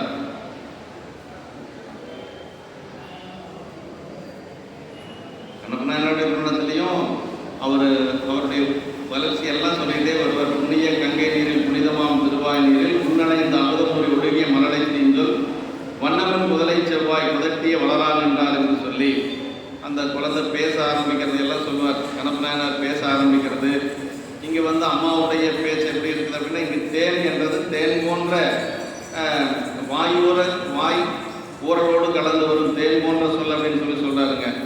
அங்கு கண்ணப்பனார் புராணத்தில் எப்படி சொல்வார்னா, புண்ணிய கங்கை நீரில் புனிதமாம் திருவாய் நீரில் உள்நனைந்த அமுதமுறை ஒழுகிய மரலை தீஞ்சொல் அப்படின்னு சொல்லுவார். இங்கே தேன் போன்ற மொழின்னு சொல்றாரு. யாரு பெண் குழந்தையா இருக்கிறதுனால தேன் போன்ற மொழின்னு சொல்றாரு. அங்கு கண்ணப்பனார் சொல்லுகின்ற பொழுது புண்ணிய கங்கை நீரில் புனிதமாம் திருவாய் நீர், கங்கையை விட சிறந்த நீரா நாயனாருடைய அந்த எச்சில் கலந்த உமிழ் நீர். ஏன் அப்படி சொல்றாரு அப்படின்னா, இந்த நீர் நாளைக்கு பொன்முகலி ஆற்று நீரோடு சேர்ந்து சாமிக்கு அபிஷேகமாக போகுது. அதனால கங்கையோட சிறந்த நீர்னு வேறு அதிகமான இடங்களில் வராது. இங்கே ஒரு இடத்துல வருது. இன்னொரு இடத்துல எங்கே வருது அப்படின்னா, நம்முடைய சாத்தமங்கை திருநீலக்க நாயனாருடைய புராணத்தில் வருதுங்க. திருநீலக்க நாயனாருடைய புராணத்தில் பெருமாள் மீது அந்த சிலம்பி பூச்சிப்பட்ட அந்த புண்ணெல்லாம் இருக்கு இல்லைங்களா, அந்த புண்ணெல்லாம் 2 பக்கமே சிலம்பி புண்ணு இருக்குது. அதில் ஒரு பக்கம் அம்மா ஊதின இடம் புண்ணு இருக்காது. இன்னொரு இடத்துல அம்மா ஊதி உமிழாத இடமெல்லாம் புண்ணா இருக்குது. சாமி அதை காட்டுவார். நாயனார்கிட்ட கடைசியை காட்டுவார் இல்லையா, இதெல்லாம் ஊதி உமிழ்ந்த இடம். இது இருக்கிறது அந்த பூச்சி விழுந்த இடம் அப்படின்னு சொல்லுகின்ற பொழுது, அப்போ உரையாசிரியர் என்ன எழுதுறாருன்னா, உமையம்மை அதாவது கங்கா எப்பொழுதும் கங்கையினுடைய நீரில் தோய்ந்து கொண்டு இருக்கக்கூடியவர் தானே சிவபெருமான். கங்கை எப்போ சாமியினுடைய திருமுடிக்கு மேலே இருக்கு, அதில் தோய்ந்து கொண்டே இருக்கிறார் சாமி. ஆனால் அந்த கங்கை நீர் தோய்ந்த பகுதி தானே எல்லாமே. அப்படி கங்கை நீர் தோய்ந்த பகுதி கூட புண்ணா இருக்குது. திருநீலக்க நாயனாருடைய மனைவியார் உமிழ்ந்த பகுதி புண்ணெல்லாம் ஆறிடுச்சான். அப்போ அப்போ அந்த கங்கை நீரை விட அந்த அம்மாவுடைய உமிழ்நீர் அவ்வளோ சிறந்தது அப்படின்னு சொல்லி அங்கே உரை சொல்வார். அப்படின்னா அந்த நாயனார்களுடைய அந்த திருவாய் அமிர்தத்தை கூட அவ்வளவு சிறப்பாக சொல்லுவது சேக்கிழ பெருமான் சில இடங்கள்ல தான் சொல்கிறார். கங்கையை விட சிறந்த நீர் அப்படிங்கிறது ஒரு சில இடங்கள்ல தான் வருது. கணப்பநாயனார் பணத்தில் ஒன்று வருது, அங்கே ஒன்று வருது. புண்ணிய கங்கை நீரில் புனிதமாம் திருவாய் நீர், கங்கையை விட சிறந்த நீர் அப்படின்னு சொல்லி கணப்பநாயனாருடைய அந்த எச்சில் கலந்த நீரை சொல்றார்.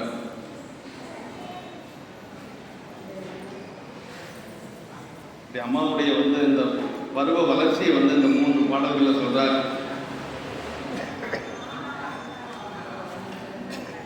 அடுத்த திருப்பாட்டில் பாங்கியர் மருந்து சோழ படரொடி மருந்து சோழ தேங்கமல் குரலின் வாசம் திசையெல்லாம் சென்று சோழ ஓம் கோயிலுள்ளார் ஒருவரை அன்பினோடும் பூங்கடல் வணங்கல் என்றும் பொதுவார் ஒரு நாள் போந்தார். பெருமானுடைய திருவடி வணங்குறதுக்காக அம்மா கோயிலுக்கு போறாங்க. தம் தோழியர்கள் தம்மை சூழ்ந்து வர பாங்கியர் மருந்து சூழ படரொடி மருந்து சூழ சூழ்ந்து வர தமது கூந்தலின் மனம் எல்லா திக்கிலும் சென்று நிறைய பூங்கோயிலில் வீற்றிருக்கக்கூடிய பெருமானை வணங்கும் பொருட்டு படர்கின்ற ஒளியுடைய திருவீதியை சூழ்ந்து என்றும் செல்வராக பரவியார் ஒரு நாள் வழக்கம் போல போயினார். எப்பொழுதும் கோயிலுக்கு போய் அந்த அம்மா வழிபாடு செய்வாங்க. இப்போ மீண்டும் இந்த நாள் சிறப்பாக சொல்றாங்க. என்ன அர்த்தம்னா இந்த நாளில் தான் நம்பிகள் பார்க்க போறாரு. சுந்தரர் இன்னைக்கு தான் பார்க்க போறாரு. எப்பொழுதும் அந்த பொண்ணு கோயிலுக்கு வரக்கூடிய பெண். ஆனால் இன்றைக்கு சிறப்பாக சொல்றாரு. அப்படி தோழியர்கள் எல்லாம் தம்மை சூழ்ந்து வர அந்த அம்மாவுடைய கூந்தல் மனம் அப்படியே இயற்கை மனம் அப்படியே எல்லா திசைகளிலும் சென்று நிறைய பூங்கோயிலில் வீட்டிற்கு இறைவனை வணங்கும் பொருட்டு படர்கின்ற ஒளியுடைய திருவீதியை சூழ்ந்து, ஏற்கனவே அந்த நகர சிறப்பில் சொல்லியிருக்காரு இல்லைங்களா, படர்ந்த பேரொழி பன்மணி வீதி தான். திருவாரூர் தெற்கு வீதிக்கு பேரே படர்ந்த பேரொழி பன்மணி வீதி தான். இடர்ந்த ஏனமும் மன்னமும் தேடுவார் தொடர்ந்து கொண்டவன் தொண்டருக்கு தூது போய் நடந்த செந்தாமரையடி ஆரம்பம். ஏன்னா சாமி அந்த வீதியில் தான் நடந்து வர போறார். அந்த வீதியில் தான் ஒரே இரவுல 2 வேளை நடக்க போறார். அதனால இப்போ என்ன சொல்லிடுறாரு அப்படின்னா, அந்த வீதியை சொல்லுகின்ற பொழுது அந்த படர்கின்ற ஒளியுடைய திருவீதி தேங்கமல் குழலில் வாசம் திசையெல்லாம் சென்று சூழ ஓங்குக்கும் கோயில் உள்ளார் ஒருவரை அன்பினோடும் பூங்கடல் வணங்கை என்னும் போதுவார் ஒரு நாள் போந்தார். அப்படி வணக்கம் போல வழிபாடு செய்ய போறவங்க அன்றைக்கு பறவையார் பெருமானை வழிபாடு செய்வதற்காக கோயிலுக்கு போறாங்க. அப்படி செல்லுகின்ற பொழுது விதிமுறையில் சொல்றார், ஒருவரை அன்பினோடு கடல் வணங்கை என்றும் போதுவார் ஒரு நாள் பாங்கியர் சோழ போந்தார். எப்பொழுதும் பெருமானை அன்போடு வழிபாடு செய்ய செல்லுகின்ற பறவையார் கூட தோழிகள் எல்லாம் போறாங்க. அவங்களும் வழிபாடு செய்ய போறாங்க.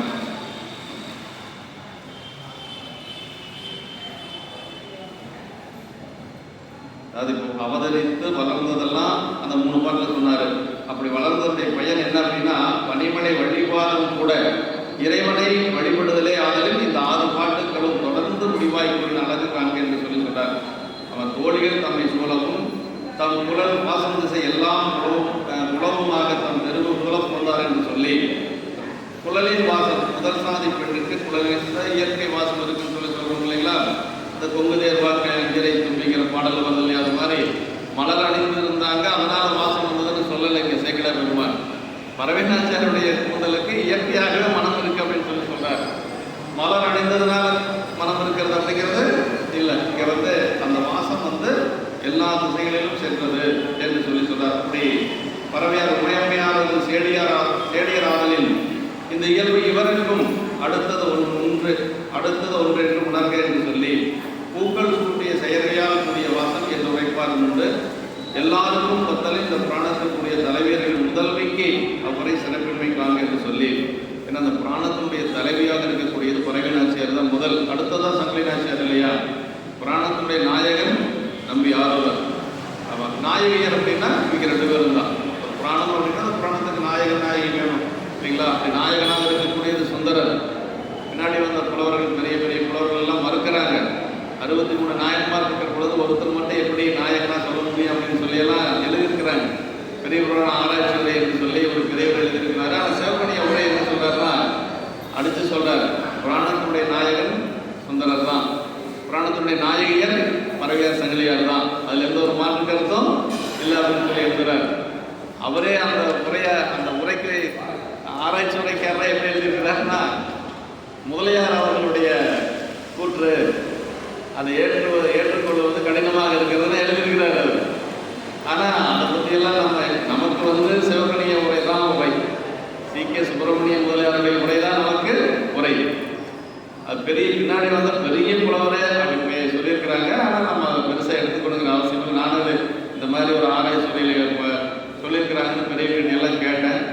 அவங்க என்ன சொல்லிட்டாங்கன்னா, சிவகுணியே என்ன சொல்லியிருக்கிறாங்களோ அதுதான், அதுக்கு மேலே எந்த ஆராய்ச்சியாளர் சொன்னாலும் நம்ம ஏற்றுக்கொள்ள முடியாது அப்படின்னு சொல்லியிருக்காங்க. அதனால் பெரிய புராணத்துடைய நாயகன் யாருன்னா சுந்தரர் தான், நாயகர் யார் அப்படின்னா பரவையார் சங்கிலியார் தான் அப்படிங்கிறது நமக்கு எந்த ஒரு மாற்று கருத்தும் இல்லை. ஏன்னா புராணம் ஆரம்பிக்கிறதும் நம்பிகள் தான். திருமலை சிறப்பில் மீண்டும் வந்து வெள்ளாளை சிறகு நிறைவாகிறதும் நம்பிகள் தான். அதாவது ஒரு நூலை இலைய ஓடுறது போல ஆரம்பத்திலிருந்து கடைசி வரைக்கும் யார் வராங்க அப்படின்னா சுந்தரர் தான் வராது. அப்புறம் ரெண்டாவது அந்த நாயன்மார்கள் எல்லாம் நமக்கு தொகுத்து கொடுத்தது, திருத்தொண்ட தொகையை கொடுத்தது சுந்தரர் தான். அதனால பெருமான் தோழராக ஏற்றுக்கொண்டதும் சுந்தரர் தான். அதனால எல்லா விதத்திலையும் நம்ம வந்து அவரை தான் தலைவராக ஏற்றுக்கொள்ள முடியும் அப்படிங்கிறதுல ஒரு மாற்று கருத்து இல்லை. ஆனால் அவர் பெரிய புலவர் அப்படி எழுதியிருக்கிறாரு, அவருடைய கருத்து அவ்வளவுதான். கோழிகள் தன்னை சூழ குழல் வாசம் திசையெல்லாம் சூழ. இப்போ அம்மா வந்து பெருமாளுடைய கோயிலுக்குள்ள வந்து வழிபாடு செய்கிறாங்க. ஒரு நாள் அப்படின்னா அந்த ஒரு நாள்ங்கிறது ஒப்பற்ற நாள். இன்றைய நாள் தான் நம்ம ஒப்பற்ற நாள் தான். வணங்கி சென்ற பல நாளில் ஒரு நாளாய் காண ஒப்பற்ற என்னோட பறவையால் அவதார பயன் திருநாளாதலில் இது ஒப்பற்ற நாளாகும் என்பது பல நிகழ்ச்சியில் சொல்றாரு. அப்படி வழிபாடு செய்து கொண்டு வருகின்ற பொழுது அணிசிலம்படிகள் பார்வென்று அடிப்படுத்தனம் என்று ஆற்ப மணிகடர் காஞ்சியங்குள் வரியற உலகை வென்ற துணிவு கொண்டு ஆற்பமன்று சுரிகுழல் கடிக இன்னும் பணியமென்று நவன்னாற்ப பறவையா போதும் போதில். அம்மா கோயிலுக்குள்ள போறதை மறந்து சேக்கிழா பெருமான் வந்து ரொம்ப சிறப்பா சொல்றாரு. அணிசிலம்படிகள் பார்வென்று அடிப்படுத்தனம் என்று ஆர்ப்பானார். அப்படியே அம்மா வந்து சிலம்புகள் அணிந்திருக்கிறாங்க பாதத்துல. அந்த சிலம்புகள் வந்து இந்த பாதங்களில் மண்ணுலகத்தை வெற்றி கொண்டு அடிப்படுத்தன என்று சொல்வது போன்று சத்திக்கவும். அதாவது அந்த பாதத்தில் அணிந்திருக்கக்கூடிய சிலம்பொடி என்ன சொல்லுதான், அந்த மண்ணுலகத்தையே வெற்றி கொண்டு அடிப்படுத்தியது என்று சொல்லக்கூடிய அளவுக்கு அந்த சிலம்பொடி இருந்தது என்று சொல்லி சொல்றார். அடிப்படுத்தனை என்று சொல்வது போன்று சத்திக்கவும்.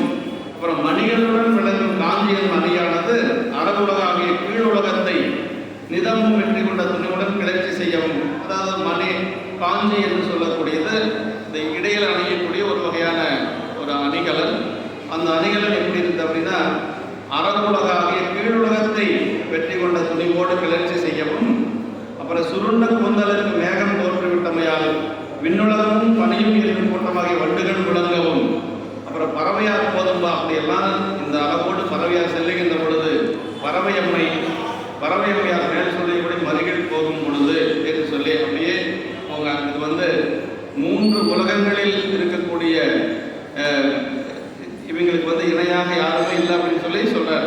அதாவது நில உலகத்தையும் ஆட்படுத்தியது, அறவுலகம் என்று சொல்லக்கூடிய கீழுலகத்தையும் ஆட்படுத்தியது, விண்ணுலகத்தையும் அந்த கூந்தல் வென்றது என்று சொல்லி இப்படி 3 உலகத்திலையும் சிறந்த ஒரு பெண் யார் அப்படின்னா பறவையார் அப்படின்னு சொல்லி சொல்றாரு. அதான் சொல்றாரு பின்னாடி ஒரு கண்டகிறான் தொண்டர்களில் அமர்பணியும் அணியாதவர் அப்படின்னு சொல்லி சொல்றாரு. தேவர்கள் எல்லாம் வந்து வணங்கக்கூடிய பெருமை பெற்ற இந்த திருவாரூர்ல இப்போ யார் வந்து அவதரித்திருக்கிறாங்க, நம்முடைய பறவையார் வந்து அவதரித்திருக்கிறாங்க. வணங்க பறவையார் மறுசூலம் போதில் அப்படின்னு சொல்லி சொல்றாரு. 3 அங்கங்கள் உடைய 3 உலகங்களை வென்றதற்கு அடையாளமாக 3 பொருட்கள் ஆத்தன மேலும் நடுவும் கீழுள்ள 3 உலகங்கள் என்பதை இவையே சொர்க்கம் மத்திய பாதாளம் என்று சொல்லி 3 உலகங்களை வென்றுதலாவது இந்த 3 உலகத்தில் இவருக்கு ஒப்பாரும் இல்லாரும் இல்லை என்று சொல்லி சொல்றாங்க. தமிழ் நூல்களின்படி இதுவே தலைவியது இலக்கணம் ஆதலின் இவ்வாறு கூறினார். ஒரு தலைவிக்கு இலக்கணம் சொல்றதுன்னா இப்படிதான் சொல்லணும் என்று சொல்லி இருக்கிறதுல ரொம்ப அதிகமான உச்சமான ஒரு இடத்தை சேக்கிழார் பெருமான் கொண்டு காட்டி இதுக்கு மேல சொல்ல முடியாது. கும்பர்தளத்தாருக்கும் சேர்வரியார் அப்படிங்கிறாங்க தோழியர்கள். நம்பிகள் கேட்பார் இது யார் அப்படின்னு சொல்லி. அவர் பேர் பறவைன்னு சொல்லிட்டு தேவர்கள் கூட நெருங்க முடியாத பெண் என்று சொல்லி சொல்லுவாங்க. அது மாதிரி தேவர்களை விட சிறந்த ஒரு பெண்ணாக இங்க அம்மா வந்து இருக்கிறாங்க. பறவையானது அடிகள் மண்ணை அடிப்படுத்தி விடுத்த தொழிலாளர் அல்குல் அறவுலகை இந்த பெண்களுடைய அல்குல் சொல்லுகின்ற பொழுது அறவை சொல்லி சொல்லுவாங்க. இப்படி அறவுலகை அறவரசாகிய நாகத்திலும் மிக்க வடிவினாலும் காஞ்சி ஆதியில் உள்ளடங்கின்ற மணிகள் அரங்குகளில் இல்லாமையினாலும் குழல் மேகத்தின் மிக்க நிறத்தால் என்பதை முறையே சொல்லியிருக்கிறார் என்று சொல்லி, மண் அடிப்பட்டது, மின் பணிந்தது, ஆனால் அறப்பொழுது உறுதியாய் வெல்லப்பட்டது என்று சொல்லி சொன்னார். அடுத்த திருப்பாட்டு, அம்மா இப்போ கோயிலுக்குள்ள வந்துட்டாங்க. புற்றிடம் விரும்பினாரை பொற்றினர் தொழுது செல்வார், சுற்றிய பரிசனங்கள் சோழாருடைய நம்பி. பாருங்க, இப்போ நம்பிகளும் அந்த நேரத்துக்கு கோயிலுக்குள்ள வராரு, அவரும் பரிசனங்களோட வர்றாரு. எப்பொழுதும் நம்பிகள் கூட பரிசனங்கள் இருக்கும் இல்லைங்களா? நம்பிகளுக்கு மட்டும்தான் ரொம்ப பரிசனங்கள் இருக்கு. அதாவது அவருக்கு பணி செய்யக்கூடியவர்கள், சமையல் செய்யக்கூடியவங்க, இப்படி எல்லாம் அவருக்கு மட்டும் எப்பொழுதுமே கூட நிறைய பரிசனங்கள் இருப்பாங்க. நாமக்கரசு பெருமானுக்கெல்லாம் அப்படிலாம் ஒவ்வொரு கூட சில அடியார்கள் போவாங்க, ஞானசம்பந்த பெருமானுக்கு அப்படிதான். ஆனால் சுந்தரருக்கு மட்டும் பரிசனங்கள் கூடவே போவாங்க. ஆமாம், அனைந்தருள் பங்காலை அமது செய்யும் பொழுதாக குணந்தமது சமைத்தலும் பரிசனமும் முருகாமைங்கிறாரு. திருக்கச்சூரில் சொல்றாரு இல்லைங்களா? இந்த பரிசனங்கள் போகிறதுக்கு கொஞ்சம் காலதாமதமாயிருது, அதனால தான் அவர் பசியோட அங்கே படுத்திருக்கிறார். இப்போ எப்பொழுதும் பரிசனங்கள் கூடவே போவது சுந்தரருக்கு. ஏன் அப்படின்னா, திருமுனைப்பாடி நாட்டினுடைய ராஜா அவர், இளவரசர் இல்லைங்களா? முனைப்பாடி புறவலனார் அப்படின்பாரு. அங்கே திருக்கச்சூரில் சொல்றாரு, அதாவது பசியோடு படுத்திருப்பாரு. அப்படி பசியோடு படுத்திருக்கிற பொழுது அந்த இடத்த என்னமோ சாப்பாட்டுக்கு இல்லாத ஒரு சாதாரண ஒரு ஆள் படுத்திருக்கிறார் நினைச்சிடாதீங்க. அப்படி படுத்திருக்கிறது யாரு? முனைப்பாடி புறவலனார் அப்படின்பார் சேக்கிழார் பெருமான். திருமுனைப்பாடியினுடைய ராஜா அனந்த பசி வருத்தத்தினால் தம்பிரான் திருக்கோயில் புறந்தமதில் புறத்திருந்தார் முனைப்பாடி புறவலனார் அப்படின்பார். திருமுனைப்பாடியினுடைய ராஜா அப்படி படுத்திருக்காராம். கோயிலுக்கு முன்னாடி சாப்பாட்டுக்கு பசியோட அங்கதான் சிவகணிய உரை எழுதுறாரு. என்ன உரை எழுதுறாருன்னா, வகுத்தான் வகுத்த வகையெல்லாம் கோடி தொகுத்தான் துய்த்தல் அறிந்து அப்படின்னு எழுதுறாரு. வல்லவ பெருமான் சொன்னார் இல்லைங்களா? வகுத்தான் வகுத்த வகையெல்லாம் கோடி தொகுத்தாருக்கும் துய்த்தல் அறிந்து. எவ்வளவு பெரிய கோடீஸ்வரனாக இருந்தாலும் சாமி இன்னைக்கு என்ன நமக்கு கொடுக்கணும்னு நினைக்கிறாரோ அதை மட்டும்தான் கொடுப்பாரு. அதை மட்டும்தான் நம்ம அனுபவிக்க முடியும். இல்லைன்னா அதுக்கு மேல ஒண்ணு நாம அன்றைக்கு அவரு அந்த இறந்து கொண்டு வந்த சோதத்தான் சாப்பிடணுங்கிறது விதி. அதுக்கு மேல ஒன்றும் செய்ய முடியாது. அது யாராக இருந்தாலும் ஒண்ணுதான். அந்த இடத்துல சிவகணியா அந்த குரலை சொல்லி அந்த இடத்துக்கு பொருள் எழுதுறாரு. அருமையான குரல். வகுத்தான் வகுத்த வகையெல்லாம் கோடி தொகுத்தாருக்கும் துய்த்தல் அறிவு அப்படின்னு. எவ்வளவு பெரிய கோடீஸ்வரனா இருந்தாலும் சரி, சாமி இன்னைக்கு நமக்கு என்ன கொடுக்குறாரோ அதை மட்டும்தான் நாம அனுபவிக்க முடியும் அப்படிங்கிறது அங்க சொல்றாரு. அது மாதிரி பரிசனங்கள் எப்பொழுதும் சுந்தரருக்கு கூடவே வரும். அதுக்கு என்ன காரணம்னா, அவர் திருமுனைப்பாடியினுடைய இளவரசர், நரசிங்க முனைய நாயனாருடைய இளவரசர். அது இப்போ அதே மாதிரி இங்கே வழிபாடு செய்கின்ற பொழுது நம்பிகள் எப்படி போறாருன்னா, பரிசனங்களோட போறாரு. கூட எல்லாரும் அடியார்கள் எல்லாம் கூட போறாங்க. இப்போ அம்மா வழிபாடு செஞ்சுட்டு வெளியில வர போறாங்க. இப்போ சுந்தரர் உள்ள போக போறாரு. அதான் இந்த பாட்டு. புற்றிடம் விரும்பினாரை பொற்றினர் தொழுது செல்வார், சுற்றிய பரிசனங்கள் சோழ ஆளுடைய நம்பி நற்பெரும் பான்மை ஊட்ட நகை புதிர்ந்து இலங்கு செவ்வாய் விற்புரை முதலின் மேற்கன் விளை இளையவரை கண்டார். ரொம்ப முக்கியமான இடம். அப்படி வழிபாடு செய்ய போறாரு. போனவர் அந்த அம்மாவை பார்த்துட்டாரு, யார பரமையார பார்த்துட்டாரு. அதுக்கு என்ன காரணங்கிறத சொல்றாரு பாருங்க. நற்பெரும் பான்மை கூட்டங்க. நற்பெரும் பான்மைனா போன பிறப்புல இருந்து அந்த விதிங்க. பான்மை அப்படின்னா விதின்னு அர்த்தம்.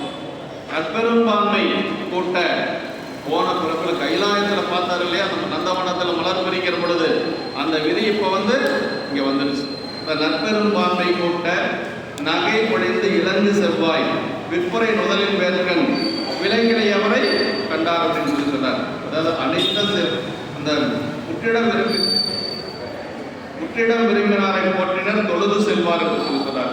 ஏன்னா புற்றையே வாழுமிடமாக விரும்பி இழந்தருளிய இறைவனை புதித்து வணங்கியபின் பரிசனங்கள் சுற்றி சூழ்ந்து வர செல்லும் நம்பிகள் பெரிய நல்ல ஊர் வினை கூட்டி வைத்தமையாலே, நல் ஊழ் அப்படின்னு சொல்லி சொல்லும் இல்லைங்களா, நல்வினை அப்படின்னு சொல்லி சொல்லும் இல்லையா, அந்த நல் ஊழ் அவருக்கு பயனுக்கு வந்ததுனால மகிழ்ச்சிக்குரியாகிய முன்முறுவலுடன் விளங்கும் சிவந்த வாயையும், அப்படி சிவந்த ஒரு வாய், வில்லையொத்த நுதல், வில் போன்ற அந்த நுதலோடு கீழே வேலொத்த கண்களையுடைய, வேல் போன்ற கண்களையுடைய அந்த ஒளி செய்து விளங்கும் ஆபரணங்களை கொண்ட பறவையாரை கண்டார் என்று சொல்லி இப்பதான் பறவை நாச்சியாரை பார்க்கிறார். இதுவரைக்கும் பறவை நாச்சியார்னா யாருன்னெல்லாம் அவருக்கு தெரியாது. இனிமேல் தான் கேட்க போறாரு, யார் அந்த பெண் அப்படின்னு சொல்லி கேட்க போறாரு. பறவையார் போதும் போதில் தொழுது சூழச் செல்வாராகி நம்பி அந்த விலங்கினை அவனை கண்டார் என்று 2 பாட்டுகளையும் கூட்டி முடிக்கிறார். மேற்பாட்டில் பறவையார் இறைவனை வணங்க போதலும், பின்பாட்டில் நம்பிகள் அவரை வணங்கி திரும்பி வருதலும், இடையில் இருவரும் போலாகிய தெய்வம் கூட்ட காணலும் புறப்பெற்றது என்று சொல்லி அவங்க பாட்டுக்கு அவங்க வழிபாடு செய்ய போனாங்க, திரும்பி வந்தாங்க. இவரும் வழிபாடு செய்யறதுக்கு தான் போனாரு. இந்த மாதிரி ஒருத்தர் வருவாங்கன்னெல்லாம் போகல. ஆனா நற்பெரும்பான்மை கூட்ட சிரம முக்கியம். அந்த பழைய ஊழ் இருக்குது பார்த்தீங்களா, நல்லூழ், அந்த வினையின் காரணமாக இவர் பார்த்துட்டார். அதான் சொன்னார். ஆளுடைய நம்பி சிவபெருமான் எல்லா இடத்துலையுமே அப்படித்தான் சொல்லுவாருங்க. அண்டர் அம்மா எப்படி பார்த்தாங்க அப்படிங்கிறதே அதே மாதிரி தான் சொல்ல போறாரு சேக்கிழ பெருமாள். என்ன சொல்லுவார் அப்படின்னா,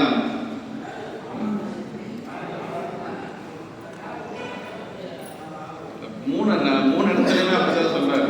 அம்மா எப்படி பார்த்தாங்க அப்படின்னா அதையும் முன்னாடி சொல்லுவார் பாருங்க. அருமையான இடம் வந்து பண்டை விதி இடையூட்ட பறவையாரும் கண்டார் அப்படின்னா, கண்டபிரான் திருவருளால் அயலறியார் பணம் விரும்ப பண்டை விதி இடையூட்ட பறவையாரும் கண்டார் அப்படின்னார். சங்கிலி நாச்சியார் சொல்லுகின்ற பொழுது அப்படிதான் சொல்ல, விதியாரும் கண்ணுற்றார் அப்படின்னு சொல்லுவார். இப்ப எல்லாமே வந்து நன்மைகளுக்கு எதுவுமே தெரியாது.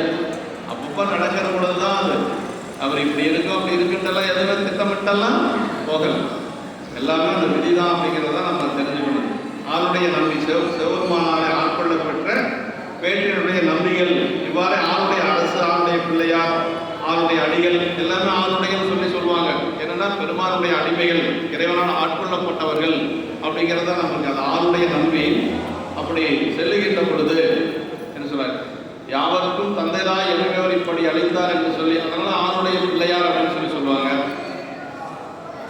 அப்படி போற்றினர் தொழுது செல்வார் நம்பி கண்டார், போற்றி தொழுது செல்வாராய நம்பிகள் விலங்கினை அவரை கண்டார் என்று சொல்றார். நற்பெரும்பான்மை அப்படின்னா பழைய ஊழ் என்று சொல்லக்கூடிய அந்த விதி என்று சொல்ல, பண்டை விதி இடையூட்ட பறவையாரும் கண்டார் அப்படின்பாரு. மின்மோல் மலையும் சங்கிலியார் நம்மை விதியாரும் கண்டுற்றார் அப்படின்னு சொல்லுவார். நற்பெரும்பான்மை நல்ல பெரிய ஊழ்வினை ஊழ் நல்லவதாவது தீப்பயன் தராத நற்பணியை நிகழ்வித்தல், பெரும்பான்மையாவது யாராலும் விளக்கலாகாத பெரிய வன்மையுடைமை என்று சொன்னார். அப்படி கையிலே ஆணை மண்ணில் கூட்ட, வெண்ணை நல்லூர் ஆணை பிற தலங்களில் கூட்ட, தில்லையின் ஆணை திருவாரூரில் கூட்ட, திருவாரூர் ஆணை நிறைவில் கூட்ட நிகழ்ச்சி கூட கூட்டிட்டு என்றபடி சொன்னார். கூட்ட அப்படிங்கிறதுக்கு எத்தனை சொன்னார் பாருங்க. கையிலை ஆணை மண்ணில் கூட்ட, கைலாயத்தில் சொன்ன ஆணை இந்த மண்ணுலகத்திலே கூட, வெண்ணை நல்லூரிலே ஆணை பிறப்பித்தது தலங்களிலே கூட்ட, தில்லையில் ஆணை திருவாரூரில் கூட்ட, திருவாரூர் ஆணை தெருவில் கூட்ட நிகழ்ச்சி கூட கூடிற்று என்றபடி சொன்னார். ஒவ்வொன்றும் எல்லாமே வந்து இறைவனுடைய திருவருள் ஆணையினால நடக்கும். எல்லாமே திருவருள் ஆணை தான் நிகழ்ந்தது. பான்மை கூட்ட கண்டார் அப்படின்னு அப்ப இறைவன் பார்த்து ஒவ்வொன்றும் செய்யலுங்க நம்ம எதுவுமே அனுபவிக்க முடியும். காட்டு வித்தால் ஆளுவர் காணாத ஆளுவர் என்று சொல்லி அப்பசாமி சொல்வது போலத்தான் இங்கே நம்பிகளுடைய வரலாறும் அதே மாதிரி நடக்கும். அப்படி முன்னை பான்மை கொண்டு வைத்து காட்டு வித்ததாவது அந்த வழியை கண்டார் என்று சொல்லி இதனால அது கூட்டியும் காட்டியும் வைக்காதவளை பிறர் ஒருவரை காதலின் வழி கண்டார்கள் என்பதும், சடங்கவையாரது மகளாரையும் போர்க்குடியாரது மகளிர்களையும் அவ்வாறு காணாமையும் இங்கு வைத்து காண்கிறார். அது பாருங்க உதாரணம் சொல்ல, இப்ப பறவை நாச்சியார அந்த மாதிரி பார்த்தாரு, சங்கிலியார பார்த்தாரு, போர்க்குடியாருடைய மகளை எப்படி பார்த்தாரு, மகளா பார்த்தாரு இல்லைங்களா. அதனால எல்லாத்தையும் அது மாதிரி பார்க்கல. நம்பிகளுக்கு அப்போ வயசு என்ன, 16 வயசு 17. பொற்பிள்ளையாருடைய இல்லத்துக்கு போகிற பொழுது அவருக்கு வயசு ஒரு 17 வயசு இருக்கும், அவ்வளோதான். ஆனால் எப்படி பார்த்தார் அப்படின்னா தன்னுடைய குழந்தைகளாக தான் பார்த்தார் இல்லைங்களா. அது குரங்கின் மீது அமரச் செய்து அப்படின்பார். ஒரு தொட மேலே உட்கார வச்சு உச்சி முகந்தார் என்று சொல்லி சேக்கிழ பெருமான் சொல்றார். அதை அங்கே வந்து மகளாக ஏற்றுக்கொள்ளுகிறார். இந்த பான்மை கூட்ட கண்டார் அப்படின்னு சொல்லி சொல்றார். நகை பொழிந்து இலங்கு செவ்வாய் வெப்புரை முதலின் வேர்க்கன் விலங்கிலை அவர் பறவையாரது இயற்கை செயற்கை என்ற இருவகை தெய்வீக அலகுகளில் காட்சி வர வைத்தவார் என்று சொல்லி நம்பிகள் காட்சிக்கு கவர்ச்சியுடன் முதலிய புலப்பட்டது நகை. அதன் பின்னர் அதற்கிடமே செவ்வாய் தோன்றிற்று. இரண்டினா காட்சி அவர் உள்ளத்தை ஊன்ற வைத்தன மேலே கண்ட வில்லும் வேலும் என்று சொல்லி சொன்னார். முதல்ல வந்து நம்பிகளுடைய கண்ணில் பட்டது அந்த செவ்வாய், அதற்கு பிறகு அந்த சிரிப்பு, அதற்கு இப்படிதான் அவர் முதல்ல பார்த்தார் என்று சொல்லி சொன்னார். இப்பாட்டு காட்சி எனும் அகப்பொருள் துறை, இத்துறைக்கு ஞானால் சத்குரு தரிசனம் என்று சொல்லி சொல்றாருங்க. அடுத்தது அவர் மனசுல என்ன நினைக்கிறார் அப்படிங்கிறது சொல்றாரு. இப்போ நம்பிகள் ஒரு வாரம் அந்த பரவினாச்சியாரை பார்த்துட்டாரு. அதற்கு பிறகு அவர் மனசுல என்ன நினைக்கிறார் அப்படின்னா, இதுவரைக்கும் அந்த மாதிரி ஒரு பெண்ணை அவர் பார்த்ததே இல்லை. இப்போ அந்த பெண்ணோட அழகு இந்த பாட்டு எல்லாரும் சொல்லக்கூடிய திருப்பாட்டு தான் இல்லைங்களா? கற்பகத்தின் பூங்கொம்போ காமந்தன் பெருவாழ்வோ உடைய புண்ணியத்தின் புண்ணியமோ புயல் சுமந்து வெற்குவலை கோலமர் மதிப்பூர்த்தவரை குடியோ அற்புதமோ சிவனருளோ அறியேன் என்று அதிசயித்தார். அருமையான திருப்பாட்டு. அது அந்த பறவையாருடைய அழகை இப்படியெல்லாம் மனசில் நினைக்கிறார். அப்படி மனசுல நினைச்சிட்டு கடைசியா என்ன நினைக்கிறார்னா, சிவன் அருளோ அப்படின்னு முடிக்கிறார். இப்போ சிவபெருமானுடைய அருளுக்கு வேலைகளோன்னு சொல்ல முடியாது. அதே மாதிரி அந்த அம்மாவை எப்படி நினைப்பாங்கன்னா, முன்னே எதிர்த்தோன்று முருகனோ அப்படிங்கிற பாட்டில் மின்னேல் செஞ்சடையார்கள் மெய்யரும் பெற்று உடையவனோ, பெருமானுடைய திருவருள் பெற்று உடையவனா இருக்குமா அப்படின்னு முடிச்சுக்கிறாங்க. அதுக்கு மேலே இறைவனுடைய திருவருள் பெற்ற ஒரு அடியாருக்கு மேலே இன்னொன்று சொல்ல முடியாது. இந்த ரெண்டு பாடலுமே ரெண்டு பேருடைய மனசும் ஒரே மாதிரியே இருக்கு. இதில் ஒரு அவர் மனசுல நினைச்சதை சேகர பெருமான் அப்படியே நமக்கு சொல்லியிருக்காரு. கற்பகத்தின் பூங்கொம்போ, இது கற்பக மலத்தினுடைய பூக்களோடு கூடிய கற்பக மரம் அப்படிங்கிறது மேல தேவலோகத்தில் இருக்கக்கூடிய மரம் இல்லைங்களா? ஏன்னா இந்த அற்புதங்கள் நிகழ்கின்ற பொழுது தேவர்கள் எல்லாம் அந்த கற்பக மலரைத்தான் மலர் பறித்து போடுவாங்க இல்லைங்களா? எல்லா பெரிய புராணத்துல கற்பக மலர்கள் போடக்கூடிய இடங்கள் பல இடங்கள் சொல்லப்பட்டிருக்கு. இப்படி கற்பகத்தின் பூக்களோடு கூடிய கொம்போ, அந்த மலர் பறி பூத்திருக்கக்கூடிய ஒரு கொம்பு போல சொல்றார். அப்புறம் காமந்தன் பெருவாழ்வோ, மன்மதன் தனது பெரிய வாழ்வாய் கொண்ட பொருளோ, பொற்புடைய புண்ணியத்தின் புண்ணியமோ, அழகை பொற்புன்னா அழகுங்க, அழகு என்ற ஒரு பொருள் செய்த புண்ணியத்தின் பயனாக விளைந்த புண்ணிய விளைவோ, புண்ணியத்தின் பயனாக விளைந்த ஒரு புண்ணிய விளைவோ என்று சொல்லி சொல்றார். அப்புறம் புயல் சுமந்து மேகத்தை மேலே சுமந்து கொண்டும் வெட்குவலை கோலமலர் மதிப்புந்த விரை கொடியோ அப்படின்னா, அதாவது வில்லையும் நீலோத்பல மலரையும் பவளத்தையும் கோங்கையும் நிலாவையும் அழகுவர அங்கங்களாக கொண்டு விளங்கும் ஒரு வாசனை கொடியோ, அற்புதமோ மேலே சொல்லி இவர்களில் இன்னதென்று அல்லது இவற்றோடு அடங்காமையும் வேறொன்றை இன்று துணியக்கூடாத அற்புத பொருளோ, அப்புறம் சிவன் அருளோ ஒன்றினாலும் ஊழிக்க பெறாத. சிவன் அருள் அப்படின்னா வேற எதையோட நம்ம ஒப்பிட்டு சொல்ல முடியாது. அதாவது கடைசியாக அதில் கொண்டு முடிக்கிறார். என்னென்ன அவருக்கு யோகிக்க முடியாது. கடைசியாக சொல்லாரு சிவன் அருளோ, அதாவது ஒன்றினாலும் ஊழிக்க பெறாத இறைவனுக்கு திருவருள் தானோ என்று அறியேன் என்று அதிசயித்தார். என்னது என்று அறியேன் என்று அதிசயம் கொண்டார் என்று சொல்லி சொன்னாருங்க. அதாவது அவருடைய மனசுல அம்மாவுடைய நிலை அந்த ஒரு காட்சி எப்படி இருக்கு அப்படின்னா, கற்பகத்தின் பூங்கும்போன்னா தெய்வ பூக்களின் மனத்துடன் இப்பொருள் விளங்குதலில் கற்பகத்தின் இனிய பூங்கொம்புதானோ என்று மலர்கள் பூக்கக்கூடிய ஒரு கொம்பு அப்படின்னா அந்த ஒரு கொடி போல என்று சொல்லி நினைக்கிறாரு. இனி காட்சி தெய்வத்தன்மை வாய்ந்ததே என்று மண்ணுலகிலே காணக்கூடியது அன்று. ஏன்னா ஏன் கற்பக மலர சொன்னாரு அப்படின்னா, மண்ணுலகத்துல இல்லாத ஒரு காட்சியை பார்க்கிறார். இந்த கற்பக மலர் எங்க இருக்கக்கூடியது? தேவலோகத்துல இருக்கக்கூடியது. அம்மா எங்கிருந்து வந்தாங்க? கைலாயத்திலிருந்து வந்தாங்க. அதனால ஒரு ஓமை சொல்லுகின்ற பொழுது கூட இங்க இல்லாத ஒரு பொருளை சொல்றது, அதை இங்க காணாத ஒரு காட்சி அவர் பார்க்கறதுனால கற்பகத்தின் பூங்கொம்போ தாமரை சொல்லியிருக்கலாம், எத்தனையோ மலர்கள் சொல்லியிருக்கலாம். ஆனா கற்பக மலரை சொன்னது காரணம் இங்க காணாத இங்க இல்லாத ஒரு பொருளை அவர் பார்த்திருக்கிறார். இந்த கற்பகத்தின் பூங்கொம்போ என்று சொல்லி சொல்றார். கற்பகம் இன்னொன்று என்னன்னா, நினைத்ததெல்லாம் தரும் மரமாதலின் எனக்கும் அவ்வாறு அளிக்குமோ என்ற விருப்பம் குறிப்பாகும் என்று கூறுவர் என்று சொல்லி, கற்பனை அகத்தை கொண்டு இனிய பூ மலரும் கிடமாக கொம்பு என்ற ஒரு துணி பொருளும் வருதல் காண்க என்று சொல்லி, இப்படி முதல் காட்சி அவருக்கு அப்படி தெரியுதுங்க. காமன் பெருவாழ்வோ, காமன் தான் பெருவாழ்வு அடைவதற்கு காரணமாக கொண்டொழுதும் பொருளோ, காமன் இளம் பருவம் கற்கும் தலி இளம் தனு இவரிடத்து பெற்றான் ஆதலானும் அதனை ஏற்றி அவன் ஆணை நடத்துதல் அமையாத ஆதலானும் அவனது பெருவாழ்வோ என்றால் வாழ்வுக்கு குறிக்கோளாக உள்ள பொருளை வாழ்வில் உபசரித்துக் கூறினார் என்று சொல்லி, அப்படி மன்மதனுடைய ஒரு அவன் பெருவாழ்வு அடைவதற்கு காரணமாக இருக்கக்கூடிய ஒரு பொருளோ என்று சொல்லி நினைக்கிறாரு. அதற்கு அடுத்து வந்து என்ன சொல்றாங்க, பொற்புடைய புண்ணியத்தின் புண்ணியமோ, அழகிய புண்ணியங்களின் விளைந்த பெரும் புண்ணிய விளைவே, அல்லது அழகு என்ற ஒரு பொருள் செய்த புண்ணியத்தின் பயன் பலவாகவும் அவற்றுள்ளே சிறந்த புண்ணியம் பயனோ என்று சொல்றார். அப்படின்னா அழகு என்று சொல்லக்கூடிய அந்த பொருள் செய்த புண்ணியத்தின் பயனாக இந்த ஒரு பொருள் கிடைக்கின்ற பெண் இருக்குது என்று சொல்லி சொல்றாங்க. சாமியை பற்றி சொல்ற பொழுது கருத்தாட்பட புராணத்தில் அழகுக்கு வயசானா எப்படி இருக்குமோ அது மாதிரி வந்தார் அப்படின்னு சொல்லி சொல்லுவார் இல்லையா. நம்பிகளை ஆட்கொள்ளுகின்ற பொழுது மொய்த்து வர பேரழகு மூத்த வடிவேயோ அத்தகைய வடிவம் அத்தகைய பெண்ணும் அதன் வடிவமேயோ அப்படின்னு சொல்லி சொல்லுவார். அப்படின்னா அதாவது அழகு வந்து ஏதோ ஒரு புண்ணியம் செஞ்சிருக்குது, அந்த புண்ணியத்தினுடைய பயனாக இந்த பெண் இருக்கு என்று சொல்லி நினைக்கிறார். புயல் சுமந்து விற்கப்பலை விற்குவலை போடவன் மதிப்பூத்த விரைவுடையோ மேகத்தின் தலையை சுமந்து கொண்டு வில்லையும் கோலை மலரையும் பவளத்தையும் கோங்கையும் சந்தனையும் போன்றவர்களை தனது பூக்களாக கொண்டு போவது ஒரு வாசனை கொடியோ என்று சொல்லி, ஒரு வாசனை மிகுந்த ஒரு கொடியோ என்று சொல்லி நினைக்கிறார். அப்படி எல்லா உறுப்புகளையுமே வந்து அவர் வந்து விரை கொடினா மேலைகள் அங்கங்களாக இருப்பது உருவக்காட்சி விரை கொடி என்று சொல்லி வாசனை தரக்கூடிய மலர்கள் நிறைந்த ஒரு கொடியோ என்று சொல்லி மனசில் நினைக்கிறார். அப்படி அற்புதமோ அப்படிங்கிறது வந்து என்னன்னா பெருமிதமும் மகிழ்ச்சியும் தருவது ஒரு நிகழ்ச்சி உள்ள நிகழ்ச்சி என்று சொல்லி அது இன்னதென்று அறியப்படாமல் அனுபவிக்கப்படும்போது அற்புதம். அற்புதம் அதிசயம் எல்லாத்துக்கும் வித்தியாசம் இருக்குதுங்க.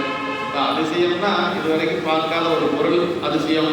அற்புதம் அப்படின்னா என்னன்னே தெரியாத ஒரு பொருள் அற்புதம். இப்போ இது மாதிரி ஒரு பொருள் இது வரைக்கும் பார்த்ததில்லை, அதனால அற்புதமோ என்று சொல்லி நமக்கு அற்புதம் அறிய என்று சொல்லி திருவாசகத்தில் வருதுங்களா. அற்புதம் அதிசயப்பட்டு அதிசயப்பத்தில் வந்து என்னன்னா அடியாரோட சேர்ந்தது எனக்கு அதிசயமா இருக்குன்னு சொல்லி பாடுறாரு இல்லையா. செடியாராக்கை திறமலை வீசி சிவபுர நகர்வுக்கு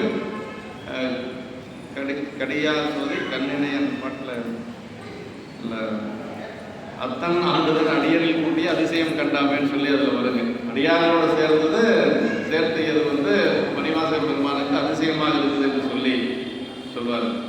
அவர் இந்த அற்புதம் அப்படிங்கிறது வந்து என்னன்னே தெரியாத ஒரு இன்பம், அதனால அற்புதமோ என்று சொல்லி சொல்றாரு. அப்புறம் கடைசி என்ன சொல்றாரு, சிவன் அருளோ என்று சொல்லி சிவனுக்கே ஆவாய் மன்னர் அவன் அருள்வழியே சென்று வாழ்கின்ற என்னை இவ்வாறு அற்புதப்படுத்துவது அவன் அருளல்லாது விருது ஒன்றினாலும் இயலாது என்று துணையுடையாளர் சிவன் அருளோ அப்படின்னா வேற எந்த ஒரு பொருளுக்கும் இவருடைய மனசு வந்து இறங்கி போக அது சிவபெருமானுடைய திருவருளாகத்தான் இருக்கும் என்று சொல்லி உறுதியாக நினைக்கிறார். அப்போ ரவிநாதனுடைய ஒரு காட்சி இவருக்கு எப்படி இருக்கு அப்படின்னா சிவபெருமானுடைய திருவருளாக இருக்கு. அதுக்கு மேலே உண்மை சொல்றதில்லை, பெருமானுடைய திருவருளுக்கு மேலே ஒரு உண்மை சொல்ல முடியாது. அதனால் சிவன் அருளோ அப்படின்னு சொல்லி இருக்கிறார். அது ஏன் அப்படின்னு சொல்லுகிறார், இதை என்னென்ன என்னால் தெரிந்து கொள்ள முடியல, அறிய முடியல. அதிசயத்தால் அற்புதம் போலவே பெருமிதம் இன்பம் கலந்த ஒரு உடல் நிகழ்ச்சி ஆயினும் இது இன்னதென்று அறிந்து அனுபவிக்க பெறும் அதிசயம் கண்டாம் என்று சொல்லக்கூடிய அளவுக்கு இது அறிந்து கொள்ள முடியவில்லை என்று சொல்லி சொன்னார். அவன் அருளே என்று வேறு பற்றுக்கோடு தங்கள் பெண்மையின் முன்னினைவின் குறிப்பு தோன்றவே சிவன் அருளோ என்ற மனநிகழ்ச்சி ஆயிற்று என்று சொல்லி சொன்னார். ஏன்னா பெருமானை தவிர வேறு பற்றுக்கோடு நம்பிக்கைகள் எதுவுமே இல்லை சொல்றாரு இல்லையா. தம்பிரானே தன் உள்ளம் தலியவன் அப்படின்னு சொல்லி சொல்லுவார். அதனால அந்த பெருமானுடைய திருவருள் தான் இப்படி இந்த பெண்ணாக வந்திருக்கிறதோ என்று சொல்லி கொஞ்சம் நினைக்கிறார். சிவனருளோ என்ற முன்னர் திருப்பாட்டில் உள்ள மெய்த்தன்மை உண்மையும் தோன்ற வைப்பார் என்று சொல்லி அதாவது பொருளால் விளைந்த ஐயப்பாடாகி உள்ள நிகழ்ச்சி என்று சொல்லி சொல்றார். அடுத்த திருப்பாட்டில் ஓவியனான் எழுத முன்னாமை உள்ளத்தான் ஏவியதன் வருத்தமுறை விதித்ததொரு மணிவிளக்கோ மூவுலகின் பயனாகி முன்னின்றது என நினைத்து நாவலர் காவலர் என்றார் நடு நின்றார் படை மதனார். ஓவியம் நான்முகன் எழுத முன்னாமை உள்ளத்தான் மேவையன் வருத்தமுறை விதித்ததொரு மணிவிளக்கோ அப்படின்னு பிரம்மதேவன் இவ்வகையான ஒரு சித்திர படத்தை எழுத முடியாமையினாலே பொருந்திய தனது வருத்தம் நிறைவு கொள்ளுமாறு உலகத்தால் படைத்தவரும் அழகிய விளக்குமோ. பிரம்மன் வந்து இந்த மாதிரி ஒரு சித்திர படத்தை எழுத முடியாமையினாலே தனது வருத்தம் நிறைவு கொள்ளுமாறு உள்ளதால் படைத்த ஒரு அழகிய விளக்குமோ என்று என்று சொல்லி நினைக்கிறார். அடுத்ததுமே அப்புறம் கீழ் மேல் மேல் நடிகர் உலகங்களாலும் பெரும் பயனேயாய் என் முன் இங்கே நின்றது. 3 உலகங்களின் பயனாக ஒரு பொருள் வந்து நிற்கிறதாக நினைக்கிறார். அப்படி என்ற எண்ணமின்றவாய் தொழுது செல்வாராக நாவலர் பெருமான் அங்கே போய் அதற்கு மேலே போகாமல் அந்த இடத்துல நிற்கிறார். நடு நின்றார் படைமதனார், படையதே மன்மதன் இவ்வாறு கண்ட ஐயமுற்ற நம்பிக்கைகளுக்கும் அவரால் காணப்பட்ட நன்மைக்கும் நடுவே மன்மதன் நின்றான் என்று சொல்லி அந்த இடத்த வந்து சொல்றாருங்க. இப்படி ஓவியம் நான்முகன் எழுத ஒண்ணாமை, நான்முகன் ஓவியம் எழுத ஒண்ணாமையா என்று சொல்லி கட்டடம் போல ஒரு தீட்டு வரைவு எழுதி கொள்வதன் போல ஒருவன் ஒரு பொருளை செய்ய வேண்டுமாயின் அதன் உருவத்தை முதற்கன் ஒரு படத்தில் வரைந்து கொள்ளுதல் வேண்டும். இங்கே இந்த பொருளையும் படைத்த கடவுளாய் பிரம்மன் நானே படைத்திருத்தல் வேண்டும். அவ்வாறு படைக்கும் இது எங்கே இல்லாத ஒரு அரிய பொருளாய் பொருளும் பொடியும் வாழ்வரும் அற்புத பொருளாகவும் நான்முகன் வந்து அப்படி ஒரு பொருளை படைத்ததாக எழுதி படைத்ததாக இதற்கு சொல்றார்கள். இதற்கு முன் ஒரு ஓவியம் எழுதி கொண்டிருக்க வேண்டும் என்று சொல்லி சொல்றார்கள்.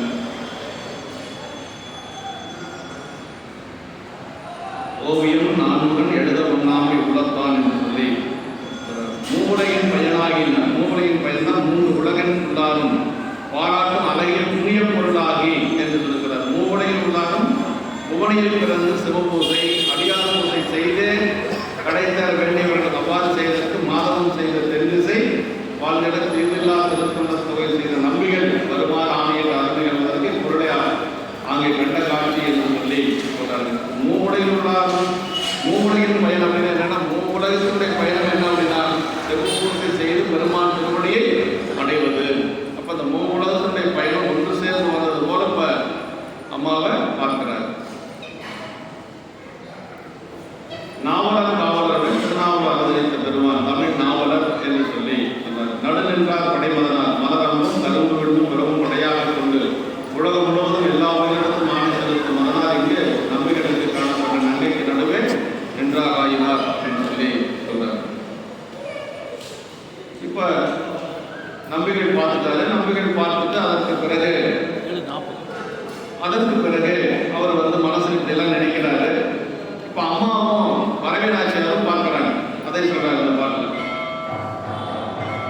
தன் தரளமணி கோடும் தகைக்கோடும் கடைவிரலும் கெண்ணையிடும் பெருமையற்ற கிணறுடைய பூன் உறவோனை அடர்கான் பொருளா அயலறியா நாம் விரும்ப பண்டை விதி கடையோட்ட பறவையாரும் கண்டார். பறவையார் பார்த்தார். இப்ப நம்பிக்கை பார்த்ததை சொன்னார். இப்ப பறவையார் பார்த்ததையும் சொல்லிட்டார். அண்டர்கான் பொருளா அயலறியா நாம் விரும்ப பண்டை விதி கடையோட்ட பறவையாரும் கண்டார். ரொம்ப அருமையான இடங்க. அதாவது பெருமானுடைய திருவுருளால் அம்மாவுக்கு வந்து அயலறியா மனம் விரும்புகிறார். ஆரூர் பெருமானை தவிர ஒன்றும் தெரியாது. அம்மா ஆரூர் பெருமானை தெரியும், அங்கே ஆட தெரியும், பாட தெரியும், தொண்டு செய்ய தெரியும். வேற எதுவும் உலகில் எதுவுமே அந்த அம்மாவுக்கு தெரியாது. அந்த அண்டர்கிறான் திருவருளால் அயலறியா மனம் விரும்ப அப்படி இருக்கக்கூடிய பறவைனாச்சியா நம்பியிட பார்த்தார். அயலறியா மனம் விரும்ப அதுக்கு என்ன காரணம்? பண்டை விதிகளை கூட்ட பறவையாரும் கண்டாரும். அது காரணம் பண்டை விதி என்று சொல்லி இங்கேயும் சொல்றார். அது குளிர்ந்த முத்தும் கந்தரளம் அணித்தோடும் தகைத்தோடும் கடைவிரலும் கெண்டையிடும் கல்வியற்ற கிணறுடைய புனர்வோனை.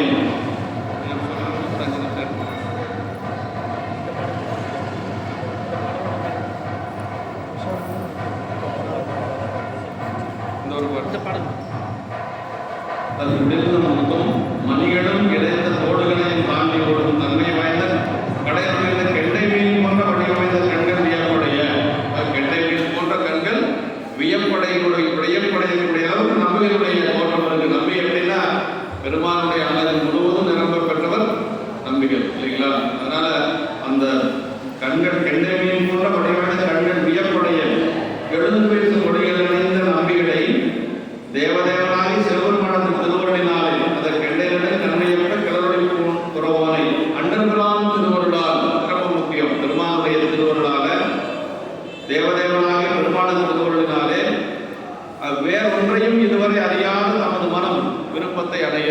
இதுவரைக்கும் எதையுமே அந்த பெண்ணுடைய மனம் விரும்பினது இல்லை. அண்டர்பிரான் திருவருளால் அயலறியா மனம் அப்படின்னா இப்போ வேற எதையும் விரும்பாத ஒரு மனம். ஆனால் இப்போ அவரை பார்த்த உடனே கொஞ்சம் மாறும். அயலறியா மனம் விரும்ப பண்டை விதி கடையூட்ட பறவையாரும் கண்டார் என்று சொல்லி, இதுவரை அறியாத தனது மன விருப்பத்தை அடைய உன் கைலாயத்தில் பெருமான் விதித்த ஆணை இருதலையும் சேரும்படி கூட்டுவித்ததாதலின் பறவை அம்மையாரும் கண்ணராயினார். அவர் பறவை அம்மையார் பார்த்தது காரணம் கைலாயத்தில் கூட்டிய அந்த பண்டை விதி அப்படின்னு சொல்லி சொல்றாரு.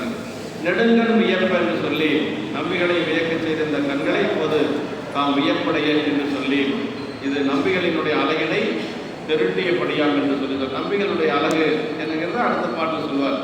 கடை விரலும் கெண்டை நீர் விழுப்புகளின் மேல் பிறந்தல் கெண்டைக்கு இயல்பு என்று சொல்லி, இதுவரை கட்டுப்பட்ட எல்லையில் கண்ட காட்டின் வரம்பிலிருந்து வெளிப்பட்டு வேறு வகை காட்சி கண்டாலும் கடை விரலும் அழகுங்க.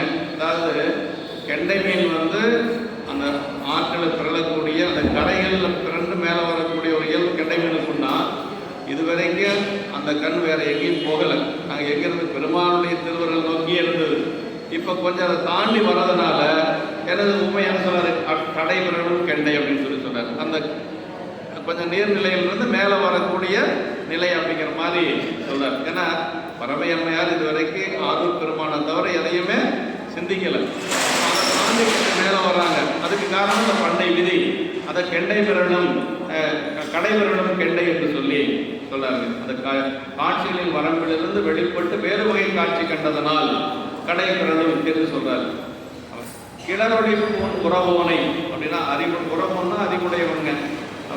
கிளறொளி புறவோன்னா முத்து வீசும் ஒளியுடைய அணிகளை அணிந்து திண்மையான வேறு அறிஞராகிய நம்பிகளை, ரொம்ப முக்கிய நம்பிகள் எப்படின்னா புறவோன் அப்படின்னா அறிவுடையவர் அர்த்தம். ஆமாம், நம்பிகள் ரொம்ப அறிவுடையவர். ஆமாம், அதனால தான் பெருமான் அவரை ஆட்கொண்டது. இது எங்கே பார்க்கலாம் அப்படின்னா நம்முடைய சிவபிரகாஷ் சாமிகள் சொல்றார், அறிந்து செல்வமுடையான அழகை பதியை தோழமை கொண்டு உறர்ந்த கல்வியுடையான ஒருவன் வேண்டுமெனம் இருந்து சிறந்த அறிவு வடிவாய் திகழும் முதல்கள் பெருமான் என்று சொல்லி சொல்வார். அப்படின்னா நல்ல செல்வத்தில் சிறந்திருக்கக்கூடிய குபேரனை ஏற்கனவே தோழராக கொண்டாராம் சிவபெருமான். அறிந்து செல்வமுடையானாம் அழகை பதியை தோழமை கொண்டு அழகாமல் இருக்கக்கூடிய குபேரனை ஏற்கனவே தோழனாக கொண்டு இருக்கிறாராம். ஆனால் நல்ல மெத்த படித்த ஒருத்தர் நல்ல அறிவுடையவர் தோழனா வேணும்னு சாமி காத்துட்டு இருந்தார். அவர் சிவபிரகாஷ் சாமிகள் சொல்றாருங்க. ஆமாம், அறிந்து செல்வமுடையானாம் அழகை பதியை தோழமை கொண்டு உறந்த கல்வியுடையானும் ஒருவன் வேண்டுமென இருந்து அப்படி காத்துட்டு இருந்தாரா சாமி. அதற்கு பிறகு நம்பிகள் வந்ததுக்கு பிறகு அவர் தோழரை ஏற்றுக்கொண்டார். உறந்த கல்வியுடையான ஒருவன் வேண்டுமெனம் இருந்து சிறந்த அறிவு முடிவாய்ப்புகளும் முதல்கண் பெருமான் என்று சொல்லி அந்த சிவபிரகாஷ் சாமிகள் பாடுவார். அப்படி ஒளி வீசும் அணிகளை அணிந்து தன்மையான பேர் அறிஞராகிய நம்பிகளை சைவ விடங்கின் அணிபுனைந்த சாந்தமும் மாலையும் தாதுமாகி மெய்வளர் கோடமெல்லாம் முடியச் செய்வார் என்று சொல்லி இவரை கண்டு அதிசயித்து நின்றார் என்று சொல்லி கிளறொளி பூணுரவோனை கண்டார் என்று சொல்லி சொல்றாரு. முன்னே எதிர்த்தொன்று முரண் பின்னாடி சொல்ல போறேன். உறவுன்னா அறிவின் வழியுடையவன், புறன் என்னும் தோற்றியான் என்று சொல்லி வள்ளுவ பெருமானும் புறன் அப்படின்னா உறவோன் அப்படின்னா அறிவுடையவன் என்று சொல்லி அறிவின் வழியுடையவன் என்று சொல்லி சொல்றார். அருளால் இதுவரை கடைபிறலாத கெண்டை கண் இப்போது கண்டது அருளாலை என்று பிரிதொன்று அன்று என்று சொல்லி சொல்றாரு. பூங்கோயில் உள்ளவரை வணங்க போதுவார். அவ்வாறு போதும்போது கண்ணவனை அல்லாது காணா, கண்ணவனை அண்ணாது காணா, பெருமானை தவிர வேறொன்றையும் பார்க்காத கண் இப்ப யாரை பார்த்திருக்கு, நம்பிகளை பார்த்து கண்குள் பகலியங்கள் மற்றொன்றும் காணற்க இல்லையா. அப்படிப்பட்ட கண் இப்ப அந்த பழைய விதியின் காரணமாக நம்பிகளை பார்த்து அருளால் அப்படின்னு சொல்லி சொல்றார்.